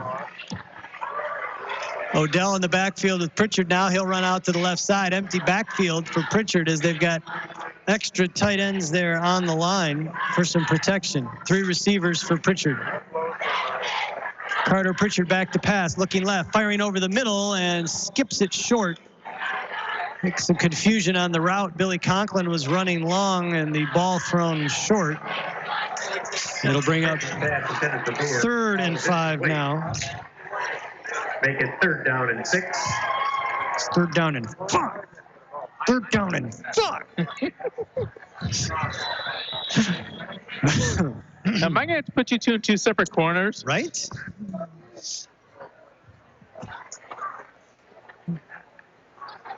Pritchard with Conklin in the backfield with him along with Odell. 1 receiver split either way. Sorry, 2 to the right. Ramblers show blitz. Pritchard back to pass, throwing into the right flat, has his man caught. And out of bounds is Austin Deller. And Deller is going to have a Wildcat first down. And he's able to stop the clock by getting out of bounds there. 10 on the Rambler side of the field at the McBain 48-yard line. Into McBain territory. First down at the 48. Final, Pine River 24, Beale City 19. All right. Well, Pine River stays unbeaten in Highland Conference play and moves to 4-0, 2-0 in the league. I think the Cadillac News picked Beale City to win the conference.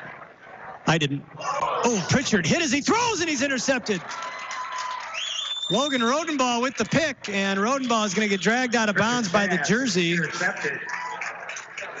Logan Rodenbaugh. Pritchard is going to get up slow. He got drilled from behind, and boy, that's a tough kid to get up and walk off under his own power. I would have been broken in half. I don't even know who hit Pritchard, but he was blindsided as he threw. Justin Camphouse on the blitz on the other side. Alex Utex is watching that going, I know how that feels. And I don't like it. And I don't like it at all, no. I miss playing football, but I didn't miss that. No. So Logan Rodenbaugh, after the 21-yard touchdown run, has an interception, and the Ramblers get the ball back with 4:22 remaining here in the 4th.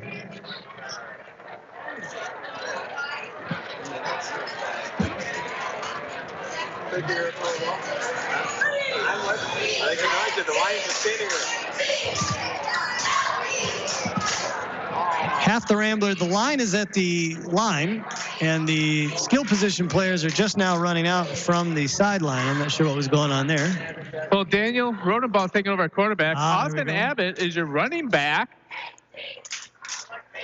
Daniel Rodenbaugh now in the pistol. We'll hand it off to Abbott. Abbott stumbling forward will get over the 35-yard line. Abbott on the carry for the Ramblers. Gain of a few. Eddie Burhands on the stop for the Wildcats. Abbott picks up 1 yard on the play, make it 2nd down and 9. 3:58 and ticking to go here in this one. Rodenbaugh now in the shotgun with Abbott in the backfield. He'll fake, keep it himself. Daniel Rodenbaugh, twisting away from a defender, will stumble forward to the 30-yard line for a 5-yard pickup. That'll bring up 3rd and about 4 now for the Ramblers. But there's no possible way he's going to say 3rd and 4. Heck no. Make it 3rd down and 4 for the Ramblers. We're in sync. your synergy. Rich Spicer is listening to this broadcast going, what in the world has happened? The train has gone off the rails. It has. Daniel Rodenbaugh will keep it himself again, firing forward, and Rodenbaugh is going to be very close to the first down as he takes it up to about the 27-yard line. Depends on which linesman you believe. L.J. Clark and Garrett Johnson on the stop forever. Neither of them want to commit. This time the near linesman will say it is fourth down. And 1.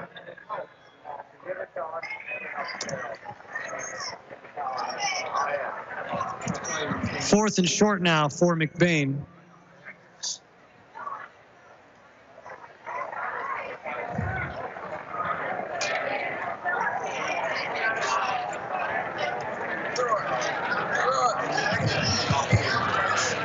Rodenbaugh in the shotgun. Two receivers split either way. Abbott in the backfield with him. Rodenbaugh will follow Abbott. Powering his way over the 25. Still on his feet over the 20. And Daniel Rodenbaugh on the keeper picks up a big McBain first down with 2:18 remaining here in the game. They'll mark it at the 19-yard line. The Wildcat 19. Daniel Rodenbaugh wants to get in the end zone. He does. You can see it. But so does Austin Abbott. So does Austin Abbott, yes. Unfortunately for Austin Abbott, Daniel Rodenbaugh decides if Austin Abbott gets to run with the ball. That is true. But Austin Abbott's the senior. Oh, he's going to tell the sophomore, give me the ball. That's right. Ethan Barton now sets up ahead of Rodenbaugh. They'll hand it off to Abbott. Abbott picking his way across the 15-yard line, has Abbott down to the 14-yard line. A 5-yard pickup for Austin Abbott. And it'll be 2nd and 5 with 1:35 to go in the game. A little bit sloppy on the handoff right there, but Abbott secured it and put his head down. 2nd down and 5. I tell you what, on each one of those keepers that Rodenbaugh takes, Abbott gets blown up. Yeah. They see Austin Abbott and they're like, I'm going to hit this guy. Mm-hmm. Minute 15 and counting remaining in the game. Don't forget, stick around as the Northern Truck Service post-game show will be coming up. Rodenbaugh gives it to Abbott. Abbott trying to get around the right edge, and he's going to get spun around and tossed backward. Abbott on the carry. Yeah, there'll be a loss. Behind the line of scrimmage. Taken back to the 16-yard line. Loss of 2. They really want Abbott to score because they just brought Louis in to be a lead blocker. They get 3rd down and 8. You know they're serious if you see Owen Bonico back on the field. 40 seconds remaining in this one. Maybe another play or two for the Ramblers. 2 receivers split to the left, 1 to the right. Rodenbaugh gives it to Abbott. And Abbott, again, not much going there. Back to the 21. By Vincent Brown. Unfortunately, not only does McBain want Abbott to score, but I think the Wildcats know that the Ramblers want him to score. That's right. That's going to do it. As the clock will tick down, the Ramblers will not run a play again at 4th down. Like that will be the final. And the McBain Ramblers will move to 2-0 in Highland Conference. 1-1 in Highland Conference play with a 38-8 victory over the Everett Wildcats. We will take a break, collect our final thoughts and stats. The Northern Truck Service postgame show coming up. Don't you dare go anywhere. We'll be back after this. Making the final arrangements for a loved one is never easy. At Burkholder Family Funeral Home in McBain, they can help you get through the process one step at a time. Serving the families in McBain and the surrounding communities for over 40 years, they take pride in providing exceptional services that families can actually afford. The caring and compassionate staff at Burkholder Family Funeral Home can help ease the burden. Burkholder Family Funeral Home. Visit them today at 211 North Pine Street in McBain or call 231-825-8191. High Flow Performance is where you need to go to give your ride that sweet sound. Owner and founder Ryan Westorp uses the best materials and manufactures High Flow's own chamber exhaust. Using CC bending technology in their high-end precision welding shop, they create the highest quality exhaust products on the market today. With superior design and engineering, they'll create that classic muscle car sound and bring new life to your vehicle. Count on High Flow Performance. Follow them on Facebook for more details. Your one-stop farm supply store is Falmouth Co-op in the heart of agriculture country. With locations at Falmouth and McBain, Falmouth Co-op has what you need to keep all your animals well-fed and healthy. Plus, bulk fuel and professional agronomy services like custom fertilizers and spraying and soil and grid sampling. Falmouth Co-op is your premier grain dealer and birdseed headquarters. And the McBain location has pizza, burgers, wings, and appetizers. Stop in today at either location in Falmouth and McBain. Falmouth Co-op is proud to support McBain's student athletes. Providing great service and quality to our customers, LC Materials is here for you and all your concrete and aggregate needs, both residential and commercial projects. We can assist you in estimates, sand and gravel needs, project details, and on-time delivery. LC Materials is also in Cadillac at the Concrete Store. The Concrete Store has building supplies, stone, block, tools, and other accessories to help you finish your project. So when you're ready, call LC Materials. We're ready when you are, online at lcmaterials.net. And welcome back to Everett High School. Jay Simon alongside Gary Hawkeye Vanna, where the McBain Ramblers have won 38-8 over the Everett Wildcats. This is the Northern Truck Service post-game show, and they are closing up shop quick, so we are going to power through this. Ramblers jumped out to a 24-0 lead after the opening quarter on a pair of touchdown runs from both Gavin Sealand and Auden Ealing. All the two-point conversions failed. Then following a very quiet second quarter filled with punts, interceptions, and turnovers on downs, the Ramblers finally punched it in again with about 2.5 minutes remaining in the third quarter on a Logan Vandenboss 2-yard run. 2-point catch by Justin Camphouse made it 32-0. The Wildcats got on the board. 27-yard touchdown pass to Billy Conklin made it 32-8, and then Logan Rodenbaugh put the finishing touches with a 21-yard run. 38-8, your final here from Everett. This is the Northern Truck Service post-game show, and right now it is time for the Judy K. Gildy Photography Play of the Game, where we put Hawkeye under a little pressure and force him to pick something. He watched the entire thing. He has cataloged every significant play of the game, and he will now just take a wild stab and guess and tell you what his play of the game is. The Judy K. Gildy picture-perfect play of the game happened at the halftime show. Yes, Bohemian Rhapsody, the Flaggers did a little ballet dance where it looked like she was running on the backs of other band members while being lifted up, a la Dirty Dancing. It was amazing. It was awe-inspiring, and it was the Judy K. Gildy picture-perfect play of the game. That's awesome. I don't even know what else to say to that. How about some stats for us there, Hawkeye? Well, the Ramblers had 420 yards in total offense today. Auden Ealing, 88 yards rushing, 2 TDs. We had Justin Camphouse with 52 yards receiving. We also had Logan Vandenboss, 11 carries, 62 yards. Gavin Sealand, 11 carries, 58 yards. Logan Rodenbaugh, 5 carries, 58 yards. This is a very, very balanced attack by the Ramblers, and they did well. Receiving, we did Gavin Sealand, 4 for 12, 78 yards with 1 interception. The leading receiver was Justin Camphouse at 51 yards. Louis had 19 yards, and Logan Rodenbaugh had 9 yards.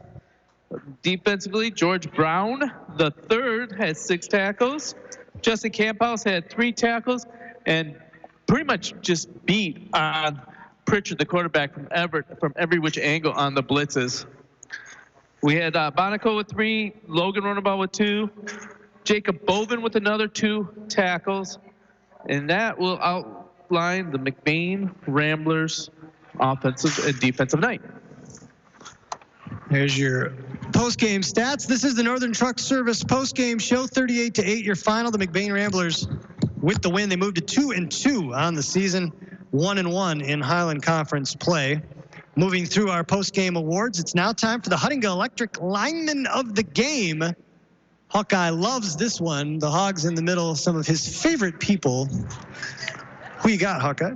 Well, I'm going to give it to a player who is normally plays one position, got switched to a new position today, and I thought did a fantastic job at his new position, playing strong and really a lot of big hits.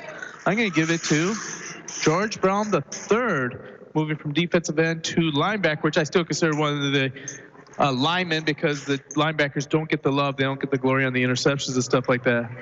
So I'm giving it George Brown III is my Terry Huntington Electric lineman of the game.